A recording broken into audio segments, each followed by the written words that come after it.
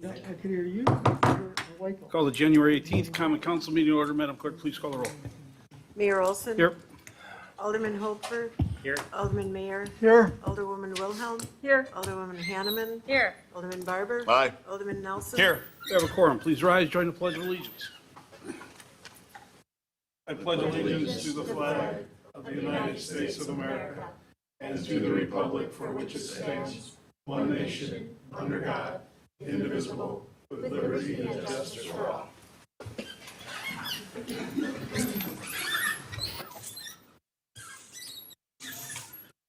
Move to the first agenda item, which is citizens' comment period. Any citizen wishing to speak on any item, please rise, come forward, give us your name and address, and tell us what you want to tell us. Good evening. Good evening, I'm Frank Januszewski. I live at 12301 West Ryan Road. I'm going to talk specifically about the Cape Crossing proposal. The zoning request for a planned development district allows the plan to be presented to avoid all of the zoning restrictions and requirements. There are 8 separate zonings in the city of Franklin for residential. This proposal does not meet the minimum of any of them. I was present at both the Planning Commission and the Common Council meeting. It was stated several times that this development essentially meets the current R3 zone. There's nothing further from the truth. R3 zone requires a minimum lot size of 20,000 square feet and 10-foot setbacks on the sides.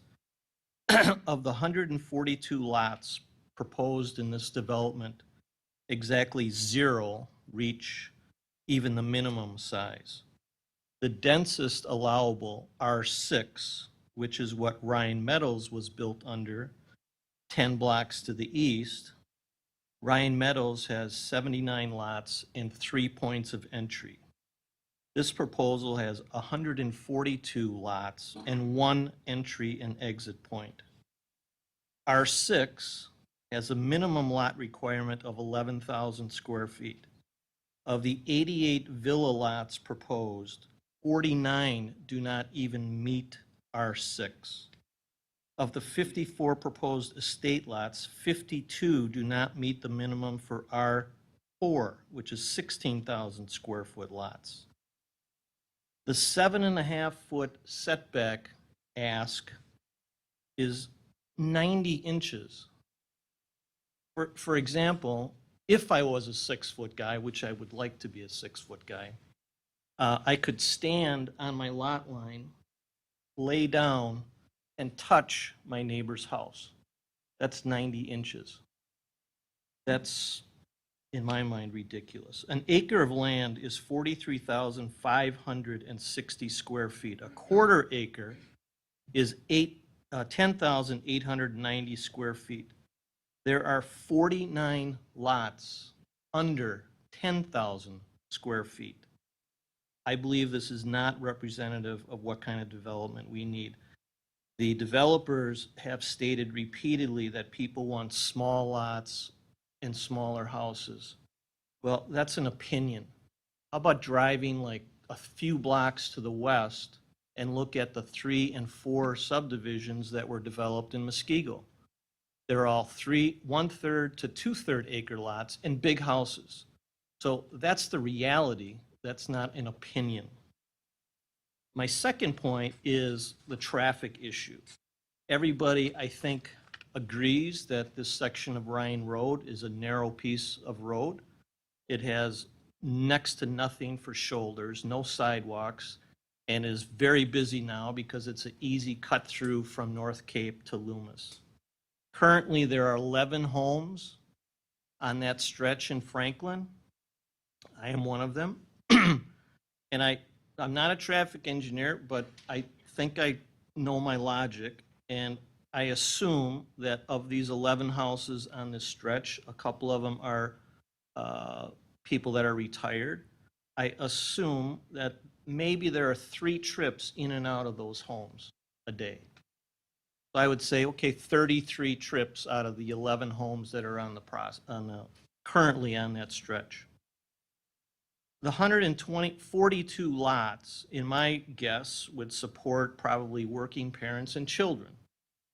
I would guess their trips would be slightly higher, maybe 4 trips a day. That's 568 trips a day. And they have to access Ryan Road compared to the 33 that I think are going there right now. And you add in the potential 26 townhome proposal, which is also accessing Ryan, it's 672 trips a day. That's 20 times what it currently is right now. I have walked this many times, and if there's traffic coming both ways, there is not a lot of space to get out of the way. And if you're on a bike or you're walking a dog, it's even worse. I don't support this. I don't think it's good for this city. I think having one entrance and exit point is dangerous. I mean, you've got a subdivision that's almost half the size that has 3 points, 10 blocks away. And I would just ask you to consider my points and vote no on this proposal. Thank you, Mr. Chancellor.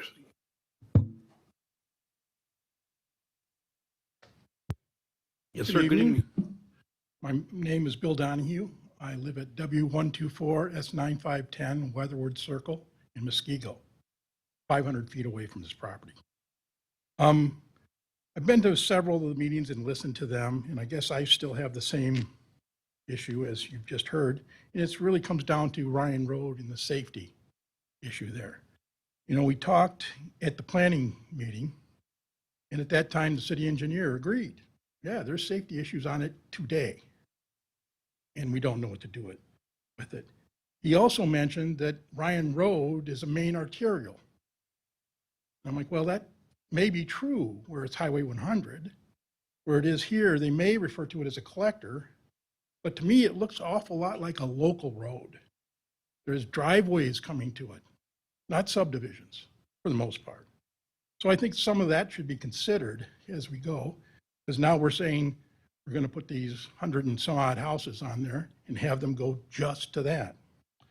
So some of the questions that were answered at the planning meeting, which there were people that were concerned about what was going on, and I felt like maybe the planning commission was going to stop and say, let's pause and go on. But the city engineer referenced a study that was performed when 00 was closed. It said it answers all these questions. There is no issue. And everybody suddenly said, oh, I get it. Let's move forward. And I look at it and say, well, there's some issues with that other than the road was closed. The people that wanted an answer commissioned it. You know, so it was paid for by the developer. Not that there's any deceit necessarily, but if I'm a contractor working for somebody, I can figure out the answer they'd like to have. So it didn't include the 26 units, which it should. We're looking at, this is what it's going to be, what's the projected thing going. And that was also not considered there. And additionally, now we have a new study. Well, what's wrong with today's new study? People aren't driving to work. They're working from home. That's not going to last forever. These people won't be working from home forever. So we're going to have that problem. Now, I understand everybody's arguing zoning. And I look at it and say, well, I don't care. If you had zoning that allowed all these lots, I would expect that planning between Muskego and Franklin would have also had a road that went to the west and aligned with 00. I cannot believe that anybody thinks it's right to have all these houses come out to Ryan. It's just insane. The developer should have gone on and said, hey, there's a couple of houses, areas here. They're owned by, a golf course, and then there's this house that has 14 acres. Maybe I could buy that. Maybe I could get to 00. Doesn't seem like any of that's been attempted. Instead, we just keep changing the number of houses. Now, that is actually kind of an interesting thing, but I look at it and say, if we're going to stay with one road that it's going to come out to, which I consider a local road, not a collector, not an arterial, we should probably get down to more like 30 or 40 houses in that area, not 100 and some odd. But the thing that's nice, and what I'm amused by, and what I'm recommending, is we have more meetings on this subject. Because every time we meet on this subject, the number changes. The first meeting, 183 homes. The second meeting, 142 homes. Today's meeting, 130. I think, if I'm following the trend, 8 more meetings, and we'll have this down to what I want, 30 or 40 homes. Thank you. Thank you. Anyone else?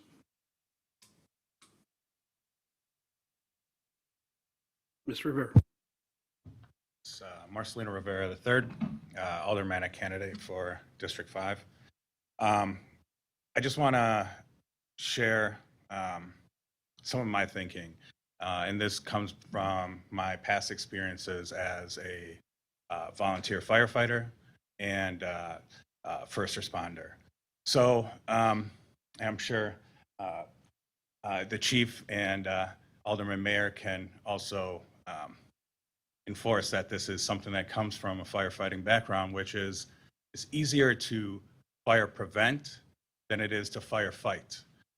And that's the thinking that we need to have when we're considering projects, any development, and to the point that of the story as well, there's a huge gap that we have when it comes to police and fire out in the southwest region of our city.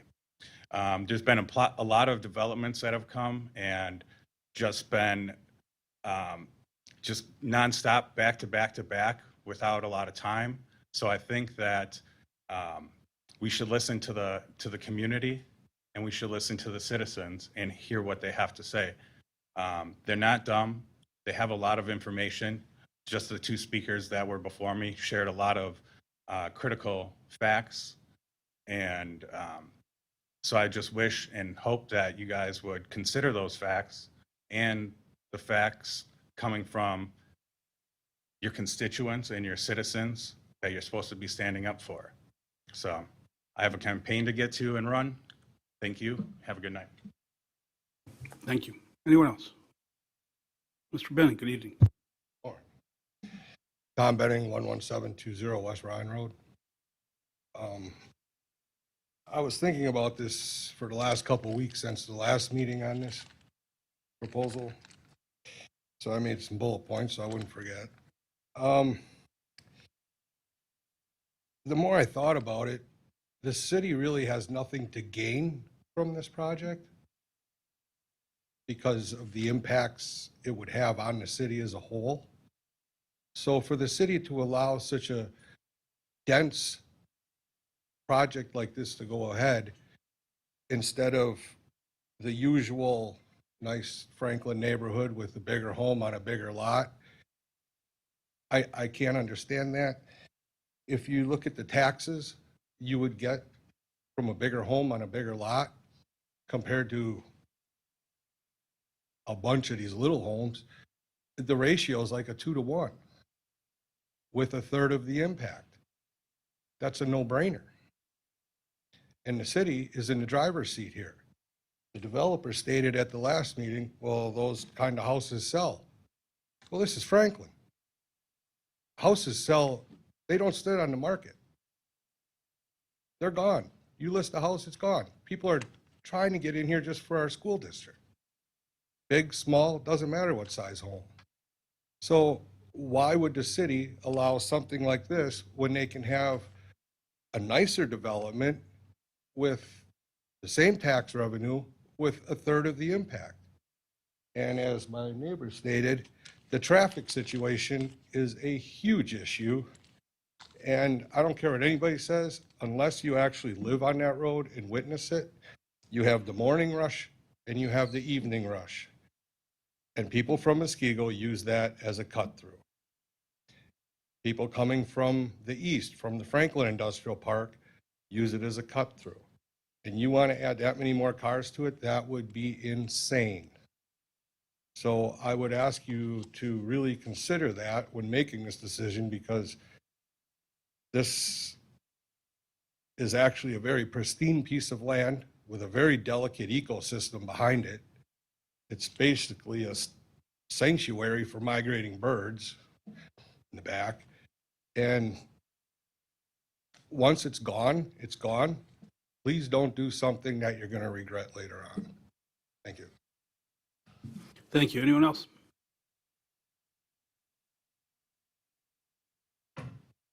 Ms. Davis, good evening. Debbie Davis, 9460 South 96th Street. I'm in Briarwood, just south of Ryan Road, and I am a candidate for the alderperson, District 1. So I agree with what Tom said. So at the last meeting, it was pointed out by one of the alder people that a condition of passing a PDD is it had to be beneficial for the community at large, for example, senior housing. And this is a detriment to the community. It's a strain on our resources, on our environmental resources, like Tom just said, and it puts a strain on our public resources. I know initially the police and the fire departments had said that this would be a kind of a strain that was retracted, probably because they're good team players. But it's kind of common sense that it will strain our public services, fire, police, and the schools, and our infrastructure. And there's a public safety issue with just one entrance and exit. And the traffic analysis may say that Ryan Road is fine for that much traffic, but Loomis and Ryan is a very dangerous intersection, and it's kind of common sense, as you've heard from people that live on Ryan Road, that it's a narrow road with a lot of traffic. And it's great that there may be a trail there, but people have to get to the trailheads. People live between the trailheads. So it doesn't meet the conditions for a PDD.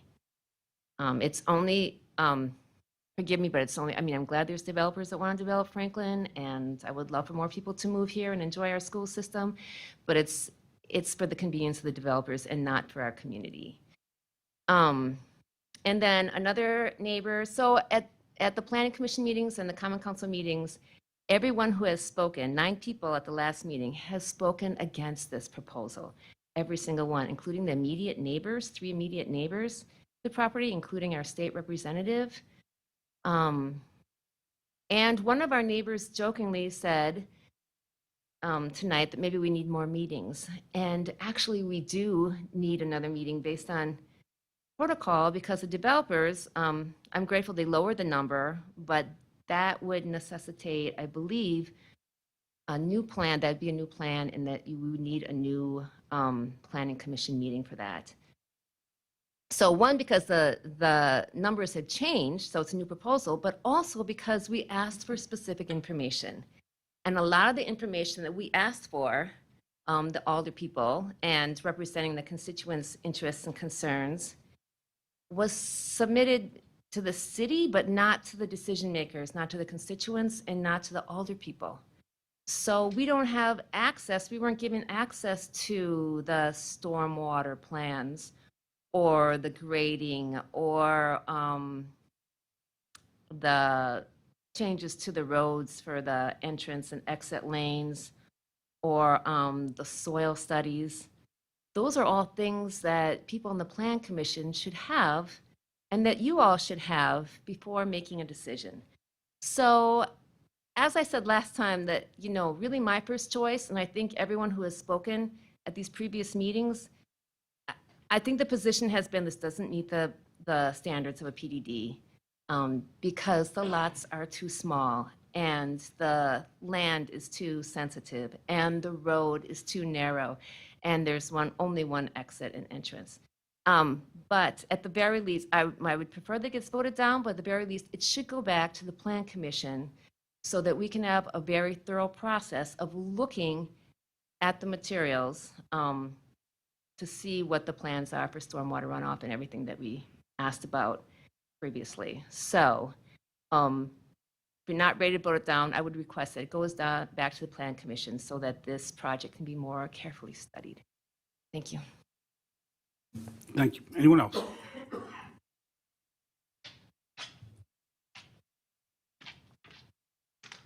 Mike Shago, 10250 West Ryan Road. I support the folks that have spoke tonight. I'm against the project. Traffic safety would be really bad. The soil composition of that parcel is not there to support 130 to 140 homes. I live less than a mile from there. I have 3 sump pumps. They run all the time. My basement's been flooded a number of times. I drove down Ryan Road tonight, and I'll reinforce what these fellas said. There was a guy jogging down that road with his son or daughter following on a bike. Cars were narrowly missing him as they were going down the road. I can't imagine what it would be like if that many homes were put on that parcel. So I support Ms. Davis and think it should go back to the Planning Commission since the plan's changed, and see where we go from there. Thank you. Thank you. Anyone else? Anyone else? Seeing no one else rise, I will close the citizens' comment period. Move on to item B2, which is a mayoral announcement in your packet, proclamation for Adam Brett Walker II, a stellar player for the Milwaukee Milkmen, and a heck of a nice guy too, by the way, and a local guy, who is now going to the Japanese Major League Baseball League for what the Japanese think is the Yankees version of the Japanese League. So I did a proclamation for him. It was given to him Saturday night at a party that I understand was pretty good. I missed it, but that's in your packet. So we congratulate Adam and hope he gets back here soon. Not for us, how about the Brewers? Right, Mike? There you go. In your packet is the regular meeting minutes of the Common Council meeting of January 4th. Any additions or corrections? Wilhelm and Barbara, all those in favor? Aye. Any opposed? Motion carries. No hearings, no organizational business, no letters and petitions, reports and recommendations. Any request for separate action on the consent agenda? Alderwoman Hanneman. If I may, I don't necessarily. Hold on, push your button. Necessarily separate action. I do have a question for clarification on 1E, the results of the Department of Public Works sale of surplus equipment.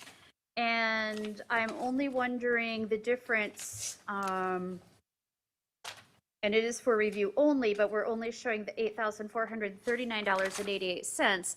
But on the report on the back, it is $24,008.63. So I see 2 items are missing from the report that we have in front of us. You have an answer for that, Mr. City Engineer? I'm wondering if this may be a utility, water utility. Okay, so it would maybe come under, because I do see that this is only for Department of Public Works, so that could come under Correct. something from a different utility. Is that it? So we'd hope to see that later. Yes, thank you. Alderman Mayor? I would like to, I don't know that we need separate consideration because I think it's going to pass, but I would like to hear from the fire chief what item 1D is, the Lucas machines, and I am fully aware of them, but I think this is way too important to just gloss over. I think these are really important item for the fire department, for our EMS situation. And actually, I would even say, Chief, maybe you could do a demonstration, not tonight, obviously, but some night. Are you volunteering? Well, some of these meetings could get close. But maybe bring in a mannequin and do a quick demonstration. I'm not looking for a long thing here, but just a demonstration because this is an important thing. Is this on? Yep. Okay, so a Lucas device is rapidly becoming the industry standard for how we treat out of hospital, and actually the hospitals will actually use them too for cardiac arrest patient. Rather than us doing CPR and getting tired and doing it imperfectly, this machine straps around the patient and has a piston that compresses the sternum with a suction cup that actually pulls it back up, which allows blood to flow back in and improves outcomes. It's pretty amazing if you've ever seen one work. The patients that we use them on have better outcomes. Not only more of them survive, but they have better outcomes to the point where they get out of the hospital in better condition. I actually believe you will see these the same way you see AEDs now. You'll see them in other locations where people can grab it. prices are coming down, and I think that's not too far in our future. But I can, if anybody wants a demonstration, you can stop by. It is a pretty amazing device. That dovetails into the invitation, and actually the request is that each of you take an opportunity to visit our other facilities, including the fire department. Our people do great work, and we provide them with some pretty good facilities and equipment, and you need to go see what it's like there. These Lucas devices will have one on each paramedic rig Well, and one in the. we actually originally requested 3 additional to the one that we have deployed currently. One of those got pushed into 2023. I don't think we've finalized exactly what rigs we're going to deploy them on, whether we put them on our 2 staffed engines or we put them on all 3 of our ambulances. There's advantages and disadvantages to both. So we're going to have to figure that out, but we will have more available and more ready to go. So Would it be appropriate Push to your button bring down. it would be appropriate to come in for a 5 or 10 minute demonstration for the council, for the citizens as well. This is probably one of the most important advancements since the defibrillator. it's a true game changer in the way we treat cardiac arrest. Alderman Wilhelm, and then back to Alderman Hammond. Oh, okay, Alderman Hammond. Push. Just a brief comment and follow-up, and I'll put a plug in for the CPR and Stop the Bleed training that is done for free at our fire department for anyone in the community who would like to become a first responder or a lay first responder. I went through the training. It was fantastic, and I also got to see the Lucas device there. So again, fully support this.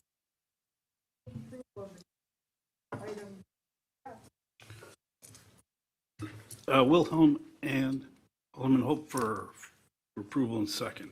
All those in favor of the motion signify by saying aye. Aye. Any opposed? Motion carries. G2 is a resolution, let me get there. G2 is a resolution reinstating the public health emergency. Essentially, this proclamation goes through February 15th, and it allows for remote participation by meeting participants. It's already in effect, but it needs the consent of the county council. Alderman Mayor. Mr. Mayor, is the health officer by chance online? She is not. Okay. She did provide, And I did, Alderman, you did ask for reports, so she's given you reports up until today. I didn't feel it necessary, given the length of the meeting, to have her here, so I okay, apologize if and you I have some appreciate specific that, but I just would like it for the citizens as well to go out to the public. So, yes, it is on our altered agenda, but I was hoping that we could get it out to the public as well at some point. Pardon me? What are you looking? It being the update on COVID, if we could have a report from the health officer for the public, for those watching here. It is online. I just thought it'd be nice if the health officer could be here to report on that. That's fine. There's significant information in the packet that deals There is. with the trends both for the county and the city. I will, back and forth with the health officer this afternoon. We're kind of happy that we're seeing the trend line go down here in Franklin, but let's knock on some wood and hope it keeps going. Okay, I move to adopt the resolution. Second? all those in favor? Aye. Any opposed? Motion carries. G3 is a request to alter the FTE schedule to essentially eliminate our EMT position and make it firefighter paramedic. There's Wilhelm and Mayor. All those in favor? Aye. Any opposed? Motion carries, and I'll point out, Franklin is now the only fire department in Milwaukee County with all officers being paramedics. So that's, congratulations, Chief and Chief. Thank you very much. And thank you for approving all of this. That's a big deal, folks. Okay, G4 is an update for Ballpark Commons. We have Mike Zimmerman here, the developer, and others.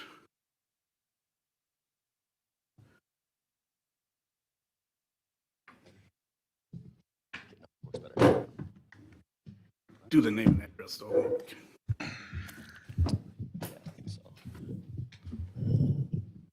Mic test. Okay. First off, thanks for letting us get on the agenda tonight. We've got just one kind of significant update, but before we do that, I'm happy to introduce to you a new partner to the Rock development team. His name is Jim Picard. Buys into the whole return on community vision. He's an investor in golf. He's going to tag along on pretty much everything we do from here on out. So I wanted to just let you introduce yourself, Jim. The great thing is Jim actually is a Greendale resident too, and sort of sits at the bottom of the hill. But Jim, please give your background. It's pretty great. Mary, you didn't like that one, but born and raised Cudahy, Wisconsin. Went to school there. Graduated from University of Iowa. Played a bunch of pro ball. Go Hawks. There you go. After college, came back. Started a company out of the basement of my house, and we ran that thing and for 27 years. Just recently sold it. Completed the sale this year. Married, 4 kids, 2 married, 1 getting married this spring, and then a 4th. We're hanging on for some hope here. But excited to get into this project. Hey, it's time to give back. I'm at the bottom of the hill, so I'm just over the border of the Franklin, Greendale. So I'm Root River. I'm right in that parkway there. But some of the things we're going to do is pretty amazing. So I think it'll be a wonderful entertainment. It's not going to stop there. We're going to really expand if we can get permission and buy-in from the city. So I think we're ready to spend some pretty good money at it. So. Welcome to the team. Mike will tell you, with me, it's all about assessed value. Yeah, no, I get it. So And let the record reflect, Mayor and Common Council, that he enjoys the music at the bottom of the hill. Yes, I do. I do. Okay, so we've got a little bit of a presentation tonight. We usually do this quarterly, but we wanted to jump out and talk about this concept. So this is, we got a document here. This is the C5 parcel. So what's in front of you is, again, revisiting the master plan. C5 sits on the north side of the development, right between the stadium and the new hotel that's about to start construction in spring. So if we flip to the next page, and we'll rip through this pretty quickly. This is just a different visual of it. It's got great visibility from Loomis, which has 36,000 visitors a day. Next slide, please. So when we originally were talking about this concept, it was going to be a brew pub. And while that's still part of the vision, we wanted to potentially expand it because we were getting, well, we had some brew pub interest. We were getting interest from other players. So what we sat down and we said, listen, let's come up with a concept that can do more than just a brew pub. So we set out and established a bunch of goals. We wanted a indoor live music venue. We also plan on talking with a theater group here in Franklin. You guys know the name. Talk about doing interesting programming during the week and a bunch of other really, really cool things, but wanted to create a space where you could program live indoor music and a bunch of other programming. Craft beer, so the brew pub concept, great food, still sits at the core of it. We wanted to also, given obviously the, everything we do up there, if we could add sports to it, that would be great, both from a participation standpoint and a viewing standpoint. Pickleball obviously is a really big trend, so we're like, let's focus on that as the core of the sports programming. And then we wanted year-round use, because one of the in the absence of the indoor, right, it's like this thing kind of sits, got the ski hill, now we've got the indoor, so if we could continue to program 4 seasons, that's exciting for everybody. So those are the program goals. We looked at some best practices. So the first set of visuals you see here is a live concert venue. If you've been down to Nashville, this is Kid Rock's concert venue. So it's got a bar in the center of it. It's got a stage. It's got a mezzanine. It's really attractive, busy, great food all the time. Kitchen's in the back. So we said this is something we and we looked at a lot of these things. This is something we liked. If we go to the next concept. So this is a concept in the, as a reminder, big part of the Ballpark Commons vision and investment thesis is it's a, entertainment infused, experience infused development. So there's a really neat product out there called Chicken and Pickle. It's in Kansas City. They have 4 locations, and essentially what they've done is they've married entertainment, food, bev, and pickle courts. So these are some cool visuals of, and it's not, they don't have any proprietary technology. It's pretty easy to replicate, but we're like, we're inspired by this. Jim was largely inspired by this too. So we think, given the demographics of Franklin, given where pickleball's going, this would be a terrific added value. Next slide is just, it's the brewing concept. So, we were inspired by MK Brewing, City Lights, and Good City Brewing. So all of that then came together with what we're going to propose to you. So the next set of slides, and we'll rip through these pretty quickly, but let me first explain. Can we go back to that slide? This will just show you iteration, but there's, as a reminder, we sometimes forget it's on a landfill, right? So the orange line are the limits of waste that we have to be mindful of where we build things. So any sort of upright structure becomes very, very expensive. What we've done in the past, it becomes very expensive to do it. The green line is the gas line. It's in the budget to be removed anyway. So while we're mindful of it, it's it's something we can maneuver around. And then the blue line is an easement. It's a utility easement that we just have to stay away from. So I won't bore you, but the next set of slides are just now laying this concept on top of it and then playing with kind of the iterations of how this could fit. So Peggy, if you could just spend maybe go stay on that presentation and just flip quickly through the. Yeah, go ahead, Kristen. Line is the landfill area, so So C5 is all in it, or is it on the other side? it's on the other side. Okay. Right. Thanks. Did that answer your question? Okay.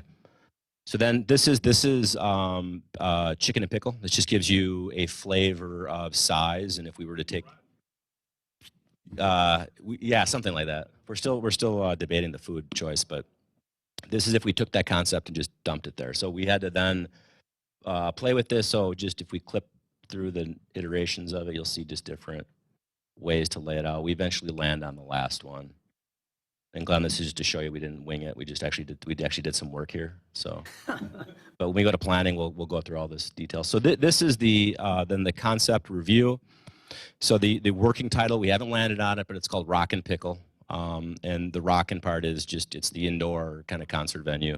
It's got 4 outdoor courts. We would love to do indoor courts too, but we have to, look at the economics of that because there's some landfill issues. But there's some exciting things that we're working on and some solutions. But our goal is actually to get 8 courts. But right now, this model seems to work. So you've got the outdoor area as well, which has a stage. It has a green space. That green space you're going to see actually gets converted to a very, very small ice rink in winter, and you can make it really kind of cool from a Christmas standpoint. And then the tap room actually is kind of to the right. Yeah, exactly. Up right there. So I'll show you the interior visuals. This is, go back to that one just because they spent a lot of time on it. So this is, again, it fits the kind of the standards of the PDD, the architectural standards, looks and feels similar, but slightly elevated. Next picture is the indoor. So again, if you think back to the Kid Rock version, this is pretty close. A bit more couture, big bar, stage, mezzanine. And again, this, while we may not have concerts going on, the brew pub concept from tournaments, people will come in here and just eat during the day. Also, all the pickleball programming that we do will generate crowds. Next slide is the tap room. So we got a lot of interesting ideas, and we've talked to other breweries about, we could probably lease this space. There's a lot of interesting ideas, but anticipate a set of a brewing component in here. Next page is the outdoor kind of general space. That's the ice rink with the Christmas tree. I thought that was neat. And what's really interesting about this is, while ice rinks are not great, they're like kind of economic losers. Doing it this way and making it small, actually, it seems to, in its initial planning, seems to work. So that's a visual in winter, visual of the tennis courts, and that's it. So I'm going to hit the pause button, and then I just have one small update, and then I thought I had, but I'll hit the pause button and then turn it over for Common Council for any questions you guys have.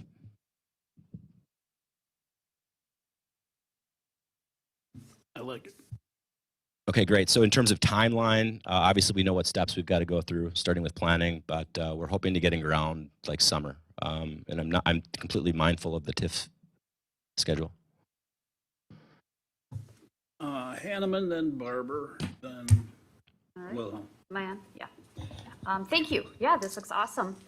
The comment I will make after spending a lot of time on the Parks Commission and discussing pickleball, I think I would try to stay at 8 courts if at all possible, because I think if you wanted to be able to hold tournament type events there, they're going to need 8 courts to do something like that. So I Okay. think that's going to be like Yeah, those are Jim's instincts as well. breaker for it. Right. Thank you. When I first ran for office, the comment coming from most of my constituents had to do with the fact that there's nothing to do in Franklin. And I think you guys have turned that around in a lot of nice ways. I think you're bringing a lot more to the table. I think it's truly an asset for us within Franklin, and I'm proud to be part of the small part that I am and having this form and come into being. So keep up the good work, guys.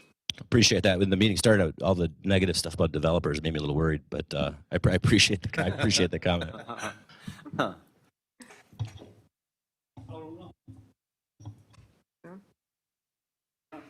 Yes on the pickleball courts. 8. 8. Okay. So, Kristen, will you vow to be out there then playing? We'll see how that. Okay. But the other thing is I wish you'd do is get me a restaurant that is good enough to entice me to come there. So far, you haven't hit the mark on that, and I've been really hoping to. I think, yeah, when we announce the next restaurant concept, I bet you change your perspective. So. Because I think that you and I differ on good food. I think. No, I don't think so. No, I don't think so. No, it's like. I think patience is a virtue, and you know. So. All right. Well. stay tuned, Kristen. It's coming. All right. Yep. Okay. We'll see. Thanks. Gentlemen, thank you again for giving us the update. Mr. Picard, welcome.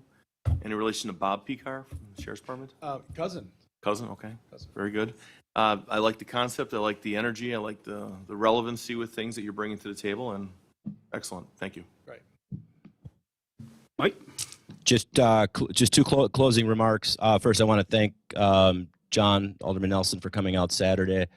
Having our aldermen come out, be at a presentation like that was very meaningful for the development. Adam, and thank you for writing the proclamation. So Adam Walker's a really big deal, and I really appreciate you guys doing that, and I appreciate you coming out.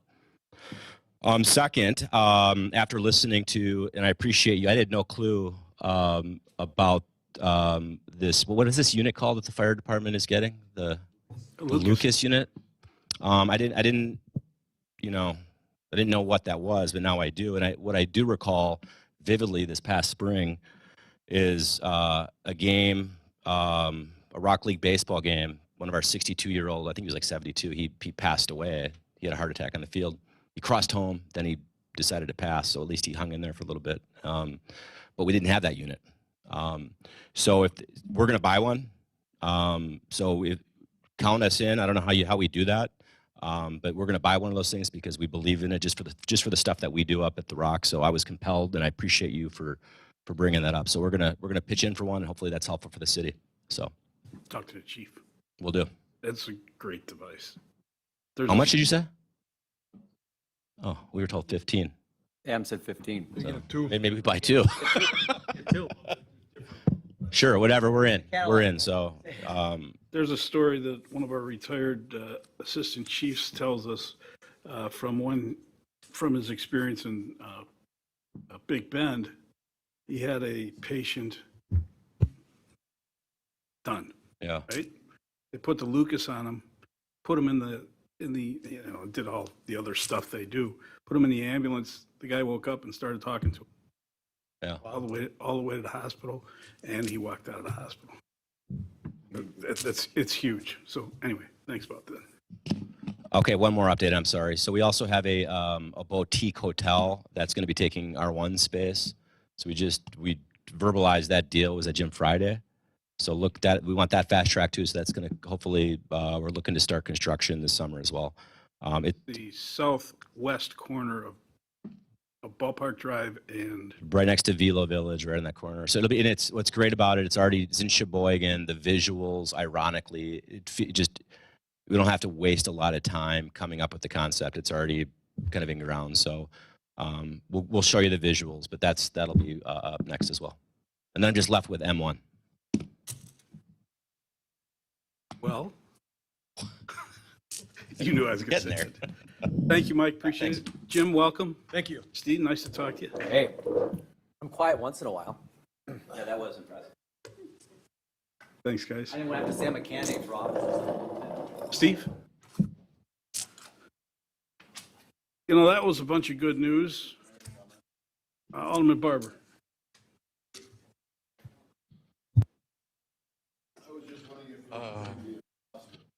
I'll just. I did. Don't again.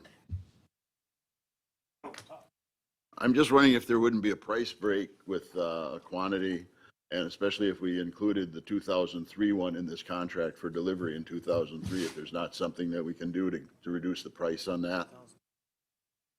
Yeah. Or 23. That's good thinking.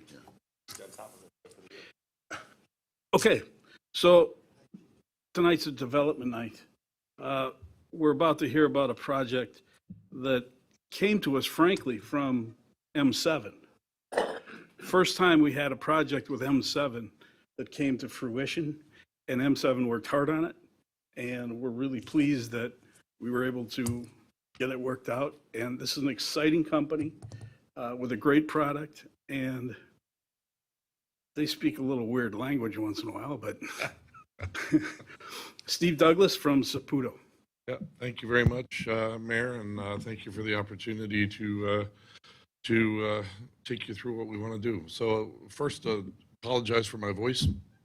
I'm about 4 weeks post COVID, and this is the remnant.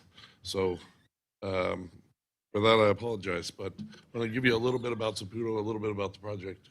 So Saputo is in the top 10 dairy processors in the world.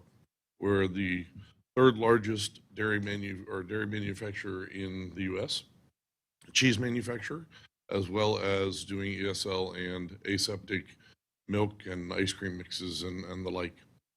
We have 18,000 employees, including 7,000 in the U.S., and we're the largest dairy employer in Wisconsin.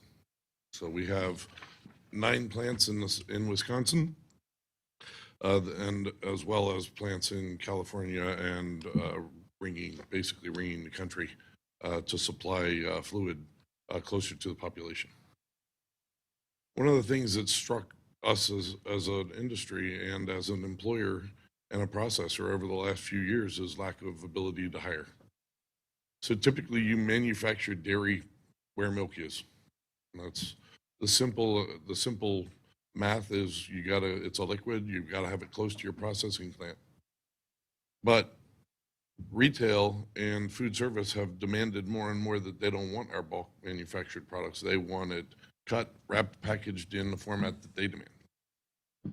For years, we've been trying to accomplish both on the same sites. Manufacture the product, put it in a warehouse, have packaging lines at all those facilities to cut it down to whatever that retail size is. In those areas of our country and our state are losing population. So we're separating the manufacturer of the dairy product, the cheddar, the mozzarella, the blue cheese, the Parmesan, all of those from the final packaging into the retail format. So what we'd package in is, here's a list of just some of the brands that we do. They're all on the shelves here around the Milwaukee area and in Wisconsin as well as nationally. we're about a 50% retail company, and that's the portion that's growing, and that's the portion that requires more and more space and lines and people to package, because obviously the weights and the eaches are smaller than when you're dealing with industrial and food service customers. This really accelerated during COVID when everybody decided we're not going to restaurants, we're going to go buy food. We came up short in hiring in rural areas to fill orders for our customers. So we are, just a few things you might know us for. We're the #1 manufacturer of string cheese in the country. So Frigo Cheesehead String Cheese is us. We're the 3rd largest mozzarella manufacturer in the country. We're the largest domestic blue cheese manufacturer. Some people love it. You got great salespeople because it's on everything. And we're the #1. Great cheese, great than olive. So, and we are the #1 manufacturer of goat cheese in the country. So the last two have been investments we've made recently in the state of Wisconsin. So we bought 2 goat cheese plants in the southwest corner, Belmont and Lancaster. And the goat cheese plant, 4 years ago, we built a 270,000 square foot addition to an existing building in Almena, Wisconsin, out in Barron County. Why Franklin? We are a Wisconsin cheese manufacturer. And when we went looking for, we hired a third party to tell us where should we be from a distribution standpoint and a hiring standpoint. And basically the needle came up on the highway, right next to the site. So fortuitous that the site was available. We engaged with a local real estate agent and looked at the site. And quite frankly, we know it's not exactly what that site was originally put together for, but it serves our purposes perfectly. It's got a great flow in and out of the highway that we can maximize the ability to utilize that corner and not have traffic going opposite directions. And it allows us to keep our employees separate from the trucks and manufacturing part of how we could set up the lot by having the nice office block on the corner. So the visual from that intersection is as welcoming as we can make a manufacturing plant. So if you go to the next slide, this is our current mock-up of what the facility would look like. That's the view from the corner of 27th and Oakwood. Actually, I think the next picture, pans out a little bit more. And gives you the sight lines along the front. So all truck area, all utilities, everything's hidden around the back. We have the office block and then an area for employees in the front to maximize the view from the intersection. We're excited about the project. We've historically grown through acquisition, and the ability to pick a site, pick a partner, engineering firm, pick a partner construction firm, pick a city to do business in and grow for 30 years in that city is really exciting for us, because we usually have inherited what was there and ended up having to, in some ways, make the best of it. In this case, we get to identify the right location and the right partner city right at the beginning. The last slide I have is just a little bit of what we're going to be doing here. And there are employees that do these things today in some sites. Some sites we will be expanding, or here we'll be expanding capability, or maybe taking lines from places that are struggling with population to work. So shredding on the left, commodity shredding for food service and retail to be packaged in anything from 1 pound to 15 pound packages for pizzerias or retail. Chunks, wheels, variety packs. Everybody wants multiple items in a package now instead of a bulk package. So we have plants in Australia, Argentina, Canada, and here. We represent all of their products here in the market. And the most efficient way for us to get that to market is to cut it close to the population. So that's That's our goal. I think we look forward to whatever questions you have and getting to the next steps. I'll lead off with a softball. Well, first of all, I don't know that you mentioned it. Their corporate headquarters is in Montreal, Quebec. So we're going to arrange a road trip. And our divisional office is in Wauwatosa. That's where you work. That's where I work. The question, since this hit the Business Journal and Plan Commission, is where's the local store? I know what the answer is, but you gotta say it out loud. You ask me this all the time. 9/11 made it really tough for food manufacturers to have people going in and out of manufacturing facilities. So after that, the amount of rules that were put in place for us to run cheese shops and have the community right coming inside of our office, we stopped all local cheese shops. I had to ask it. I know. For the common council, well, I would have liked it, but it is what it is. I can go to grocery store. The Plan Commission considered quite a number of waivers from the 27th Street design standards and the PDD. Those, it's important to note that those were put in place in 2005 when we had a vision of multi-story, all-glass office buildings with lots of people walking around. We all know that that's not the case today. So the waivers were pretty much what we would consider minor and no operational issues. So with that, Alderman Hanneman. Thank you. And gentlemen, welcome. I'm excited to welcome you here tonight. And I want to also thank you. From the minute that you submitted your application to the city, you have made yourself available to the residents to answer questions, be open, be upfront. And with the many residents that I've talked to and worked with who are down in that area, they're all of the belief that Saputo will be an excellent corporate neighbor. And other than a little bit of a traffic worry off the side, by and large, they're all very, very excited to have this development come to our city. We enjoyed getting to go talk to them and answer their questions. Fun. And honestly, it was great. And I appreciated having that neighborhood meeting and getting a lot out there and answering questions right up front. I think it was incredibly valuable for all of us. That being said, I'd like to echo the mayor in the waivers that the Plan Commission considered.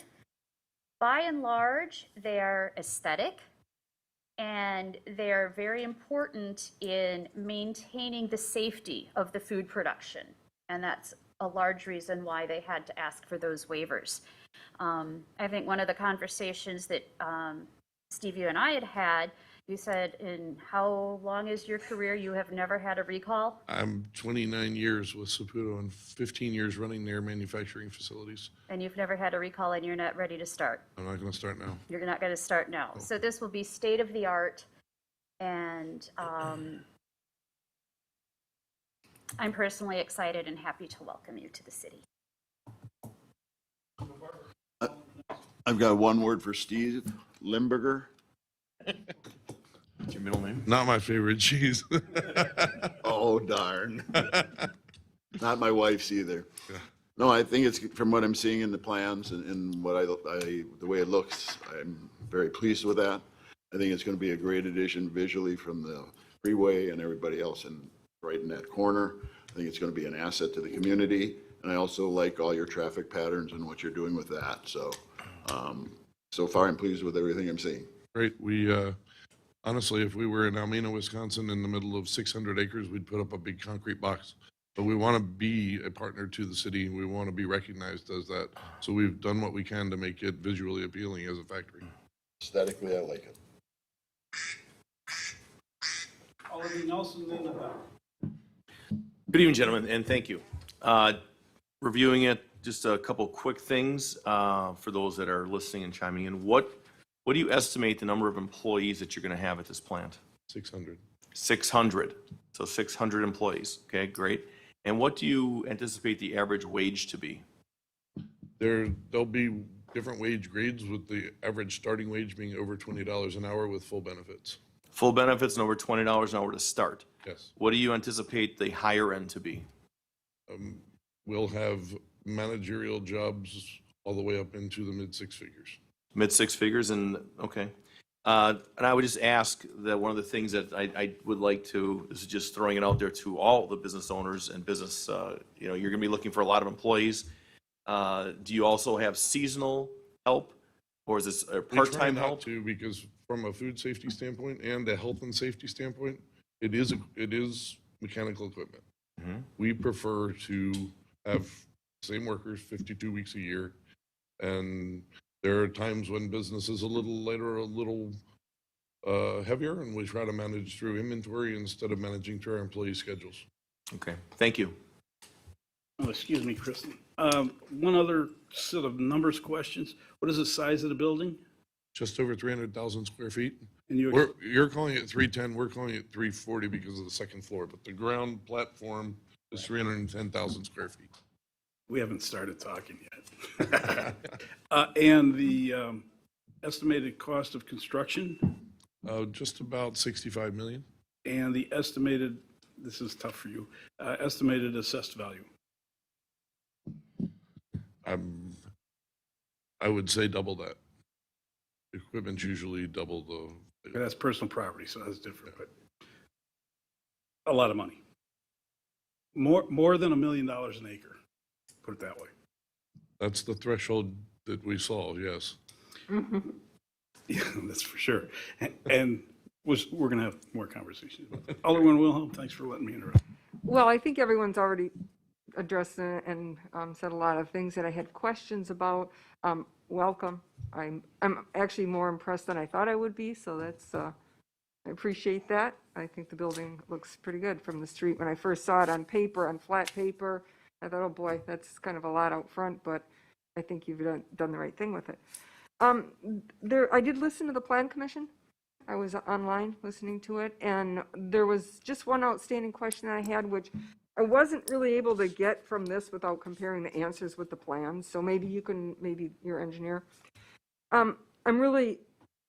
Connections and pedestrian access is very important for me, especially if you might have workers that might travel, you know, there or by bike or whatever. So I'm wondering what you have for sidewalks on Oakwood and sidewalks on 27th Street. Dave Kunis with Excel Engineering. Thank you. On Oakwood, there is a proposed sidewalk that will run the full length of the property. That will be our primary pedestrian pathway. We also have a sidewalk from the intersection of Oakwood and 27th that comes into the property. So if there was a bus stop someday there, employees using that public transportation don't have to walk all the way down, but will have direct access into the site and into the front of the office. The sidewalk on 27th Street was part of the Plan Commission review. We have worked with the city engineer to come to an understanding that sidewalk, when that street is redeveloped, would be installed and assessed to the pool. So at this point, there is nothing immediate on 27th, but there is an agreement and understanding that when that does happen, Okay. we bear the cost. So, all right, so that agreement's in place. That was my main concern is down the road. So, great answers. Like them all. Thank you. Welcome. Just for the council's information, Kelly Berg and I and Heath Eddy and Marion X and the city engineer have all been working very hard with Sewer Pack and Milwaukee County Transit and Milwaukee County Executive's Office to move forward on the bus rapid transit plans because we knew we need 600 employees.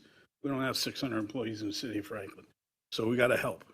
So the sidewalk issue is all part of that. So there's a lot of stuff tied together, but the impetus and the spurring on is being done by Saputo. So with that, I thank you. Alderman Holfer. Add my welcome. Wait, Alderman Mayor first, and then Alderman Holfer. Go ahead, you can go first. Go ahead. Thank you. I'd just like to add my welcome as well. When I first heard about the project, I went online, started to investigate a little bit about the business. The more I read, the more excited I got. I think everything looks good. I think you're going to be a great neighbor, a great corporate citizen.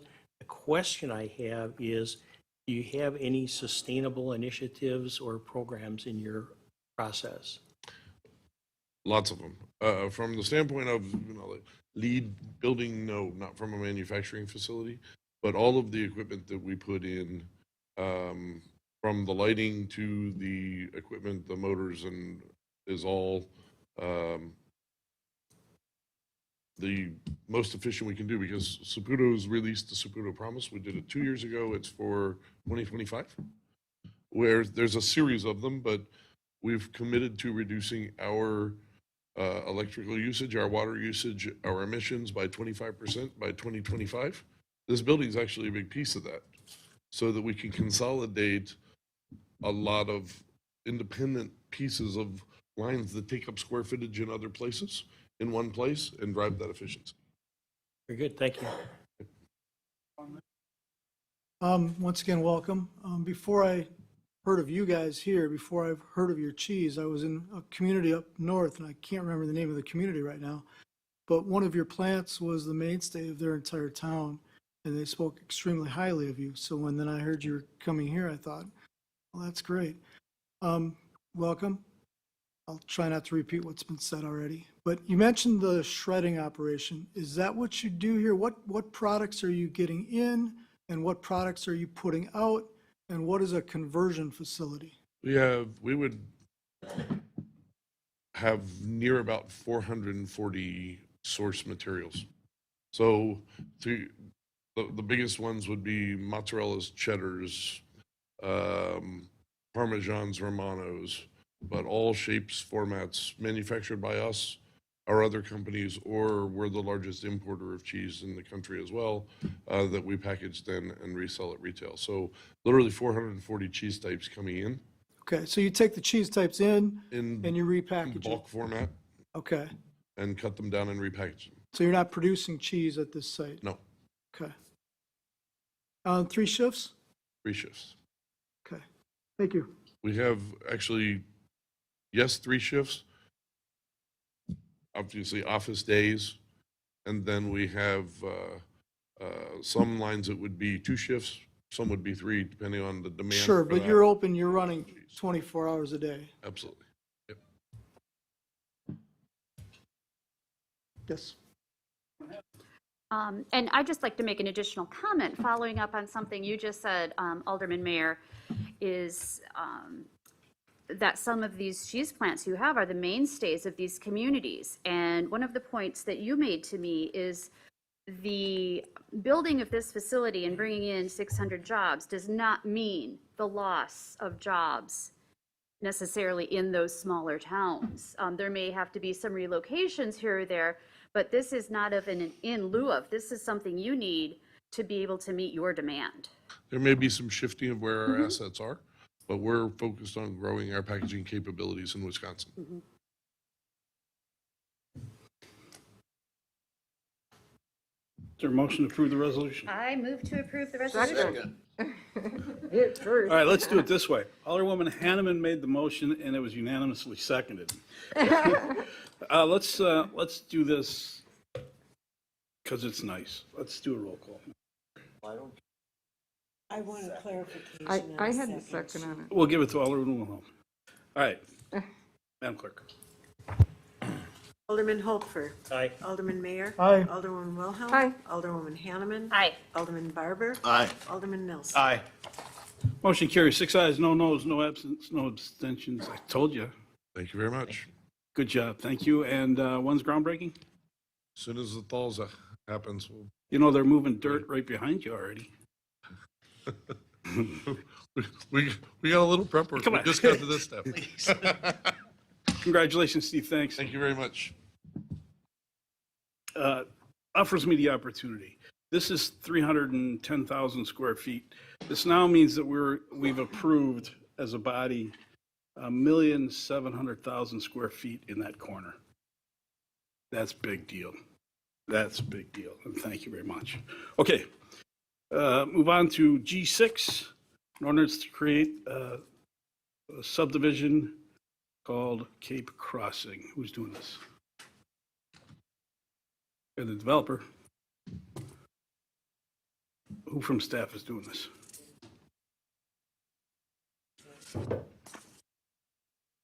Nobody to do it? Okay. I think it's Mr. Lundgren, right? Yes, it is. Thank you. Name and address, please. So, Brian Lindgren, Newman Developments. Address is N27W24025 Hall Court in Pewaukee. First of all, thank you. We appreciate the feedback from last meeting. We appreciate that everyone took the time to give detailed feedback and detailed questions. And we took the time to answer those questions one by one. So that information was supplied and included in the staff packet for this meeting. We put a lot of time into it, so hopefully everybody's had a chance to take a look at it. Before jumping into that and answering comments and concerns one by one, I guess I want to take a step back here and kind of go back to why we're here with the plan that we're here with. The municipality has a comprehensive plan that guides the vision of what they want to see in various areas of the city, how it should grow and the uses and so on and so forth. When a plan is proposed and a developer's looking for development opportunities, that's one of the first things they look at is a comprehensive plan and see if a proposal matches what is proposed for a certain piece of property. And that's what we did here. If the developer wants to propose something that doesn't match that comprehensive plan, it starts with a comprehensive plan amendment. That's not necessary for this property. This property in the comprehensive plan calls for residential development. And that's the proposal that we've brought forward. So the next step after that is zoning and the UDO that guides how that comprehensive plan should be implemented. That UDO offers different options. There's an underlying zoning document that that says this is the density that we'd like to see. In this case, R3. R3 itself offers 3 different options. And that's in addition to the option that's available in any district of a PDD that introduces greater flexibility within the zoning code itself. Those documents we spend a lot of time on, and that's how we come up with some of the first concepts and things that we might develop. With that, I know the comment was made that every time we come here, the number of units goes down. Well, that's a compromise to try to make sure that what we're doing is something that matches a comprehensive plan, matches the zoning, and it's something that works well with the surrounding neighborhoods, and it's something that's good for the city. I mean, we are sitting here and we hear about this, the great opportunity that's coming to Franklin with the new Saputo factory. That's incredible to hear about. And all of the other businesses that have come to town. Those people need a place to live. They need a place for their kids and their families to grow. Residential development is just as important as commercial development. And that's what we do. That's what we're here to confidently say, that when we design and create a plan, we're doing it with the family in mind that's going to want to live there. That's why we come up with the layouts that we do, the lot sizes, the houses, because people are asking for those. People may, citizens may come in here and express their concerns, and we hear them loud and clear, and we try to balance those. Unfortunately, the people that are in support of it don't come in here, and they don't express their concerns. But they do call our office, and they ask us, because this has been public for a long time, when is this neighborhood coming? How much are the lots going to be? Who's going to build the houses? Can I get on a waiting list? Those are the comments that we've been hearing about this development. I wish they would come in here. We've got a interest list already, but that's just not the case. So we're here on their behalf to try to petition for a neighborhood that we know is going to be a great asset to the city of Franklin. You know, that plan, as was mentioned, has evolved, where we've landed with the new, the submitted site plan is 130 homes. It's 130 homes with 42% open space, and that open space is calculated by the amount of land that's actually could be used for development. There's a fairly complicated formula structure in the UDO that says where you start from, what is your total acreage, and what do you take out, your bulk utility easements and wetlands and things of that nature. And we follow that process to come up with the different options of how many units are what you all have envisioned for this parcel. And we've come up with a range. You know, that range of traditional zoning is 121 to 135. The PDD offers quite a bit more. I mean, 398, if I remember the number correctly. It's not what we're proposing. I want to make sure that's perfectly clear. Brian, let me interrupt. I apologize, but I don't. The open space thing, I'm not sure I was clear on that. It's 42% of what? So 42% of the net space that you can use for building. So by the UDO, So not wetlands. Not wetlands. This is not wetlands. This is not easement areas. It's not 83 acres divided by the number of lots. No. It's 83 less the wetland amounts. Correct. So we're left with our engineer who does all of the hard math is here with us. 76 acres. I've got it in front of me, but yeah. Anyway, that's how we get the numbers that we do. These are acres that are available to be developed after you take out the stuff that the UDO says you shouldn't or can't develop within. So that's how we get to those numbers, and we're taking 42% of that and preserving it. That allows for open space that can be used for things like stormwater, that can be used for things like recreation. Yeah, they can be, it's just preservation, excuse me, preservation lands for just great natural use resource protection.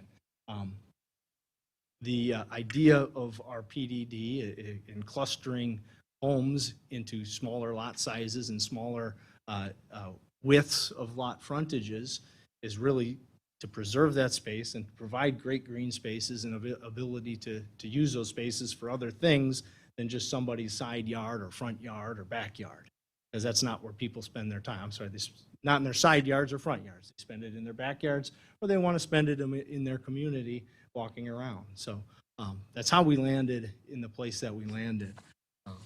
Some of the other concerns, I think, are more adequately backed up by the experts. The traffic concern has come up several times. It sounds to me every time that comes up that is a design of the road standard rather than an actual number of cars concern.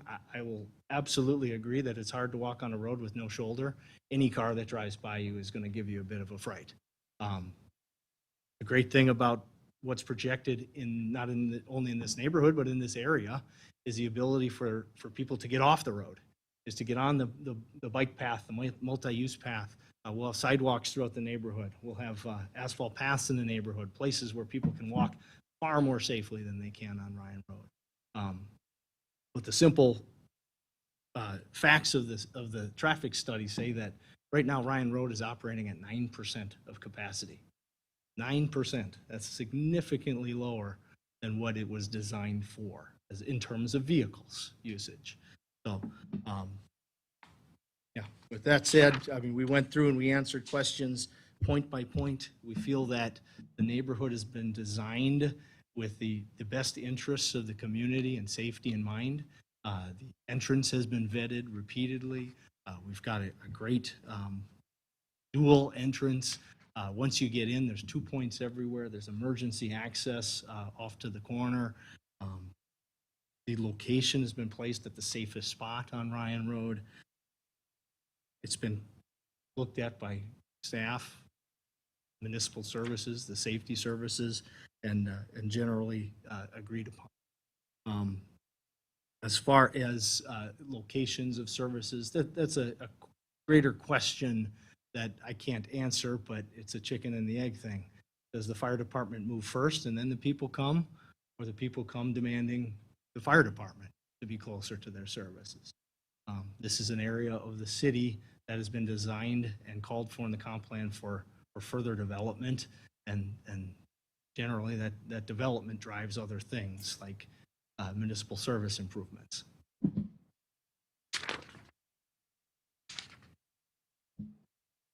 So some of the comments as well about why a PDD, want to specifically address.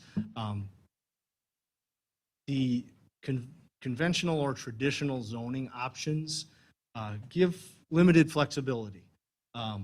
When a lot size or a lot width is out there, it's a one size fits all, and that's just not the case with residential housing and development. There are lots of people looking for smaller houses and smaller lots. They don't want to maintain all of that extra land. There are equally many people looking for larger homes and larger. So we need to be able to provide both. We need to be able to provide the green space. So that's what we've done here. That's one of the many things. It talks about diversification of structures. Well, that's a big part of what we're doing here is having different types of homes, different sizes of homes, different architectural styles, all within one neighborhood. Again, for a healthy municipality to have, you need to have this variety of housing options for people and not just all of the same thing. The great thing that a PDD does provide is the ability to get a little bit more creative with the layout. Instead of just a lot and block kind of format where every available acre is used up in somebody's yard or in a roadway, we can conserve that space. We have a much more efficient use of roadway. A PDD, like what we have here shown, has a lot less hard surface. That's a lot less runoff of the roads because we've been able to conserve that by clustering it in places. We're able to creatively use those green spaces by offering amenities to the residents, like a pool and clubhouse, a community fire pit for people can get together, open green spaces for kids to play that are bigger than their backyard. So all right here within the development. I think some of the other questions on site intensity and calculations, I think are more accurately described in the packet, how we got to the number that we got to. Yes, before you do that, what Mr. Lindgren is reading from, for those of you in the audience and on YouTube, a couple of aldermen submitted, as per our conversation at the last council meeting, submitted written questions that were specific. Those questions were given to the developer for answers. Mr. Lindgren has them. All the common council members have them. I believe they were posted online as well. So with that, Alderman Wilhelm. Yeah, I saw this, that it says that the motion and the common council said that we requested more information from the applicant. I thought it was going to be also vetted by staff. The motion does not say from the applicant, because I double checked the motion. And I would have been more comfortable if I would have had a staff vetting of the answers. But we are where we are on this. But I'm looking at this parcel, and being a farm girl, you know, I know the back 40 and the dad had the 80 and the 160. That looks like two long 40s to me. Two long 40s is 80 acres. And when I checked all the tax keys, the county, the city records, everything, this has always been taxed at 79 acres. And I'm trying to think, how does a typical layout of two long 40s become 84? It puzzles me on how that became 84. But regardless, somebody's been getting a good deal because they've only been taxed on this 79 acres for I don't know how long. So that's unusual to me. I don't quite understand that. But what I did find when I compared the tax key numbers, I don't think that driveway was taken out. I think that driveway was actually counted on two parcels.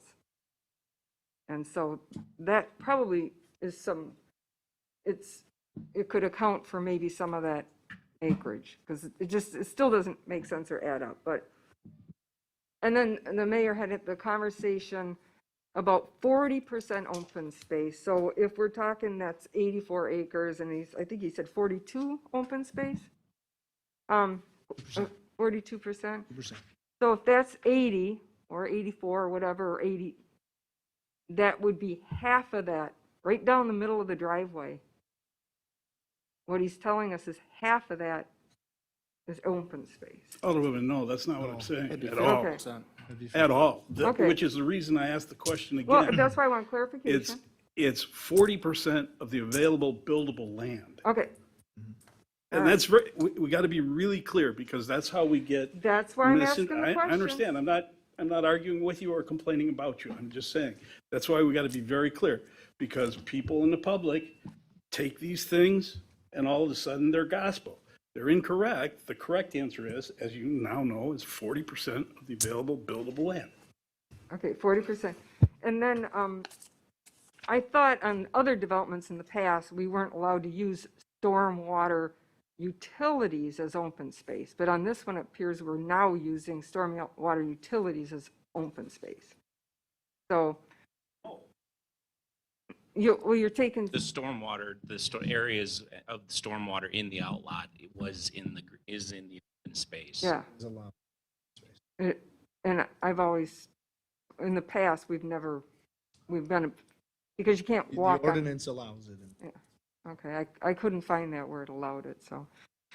I looked and looked, but I did remember that in the past, we didn't allow it for other developers, so I was a little confused by that issue, but. So 6 acres of that 30, or that 42 is going to be stormwater, is my understanding, correct? Correct. Okay.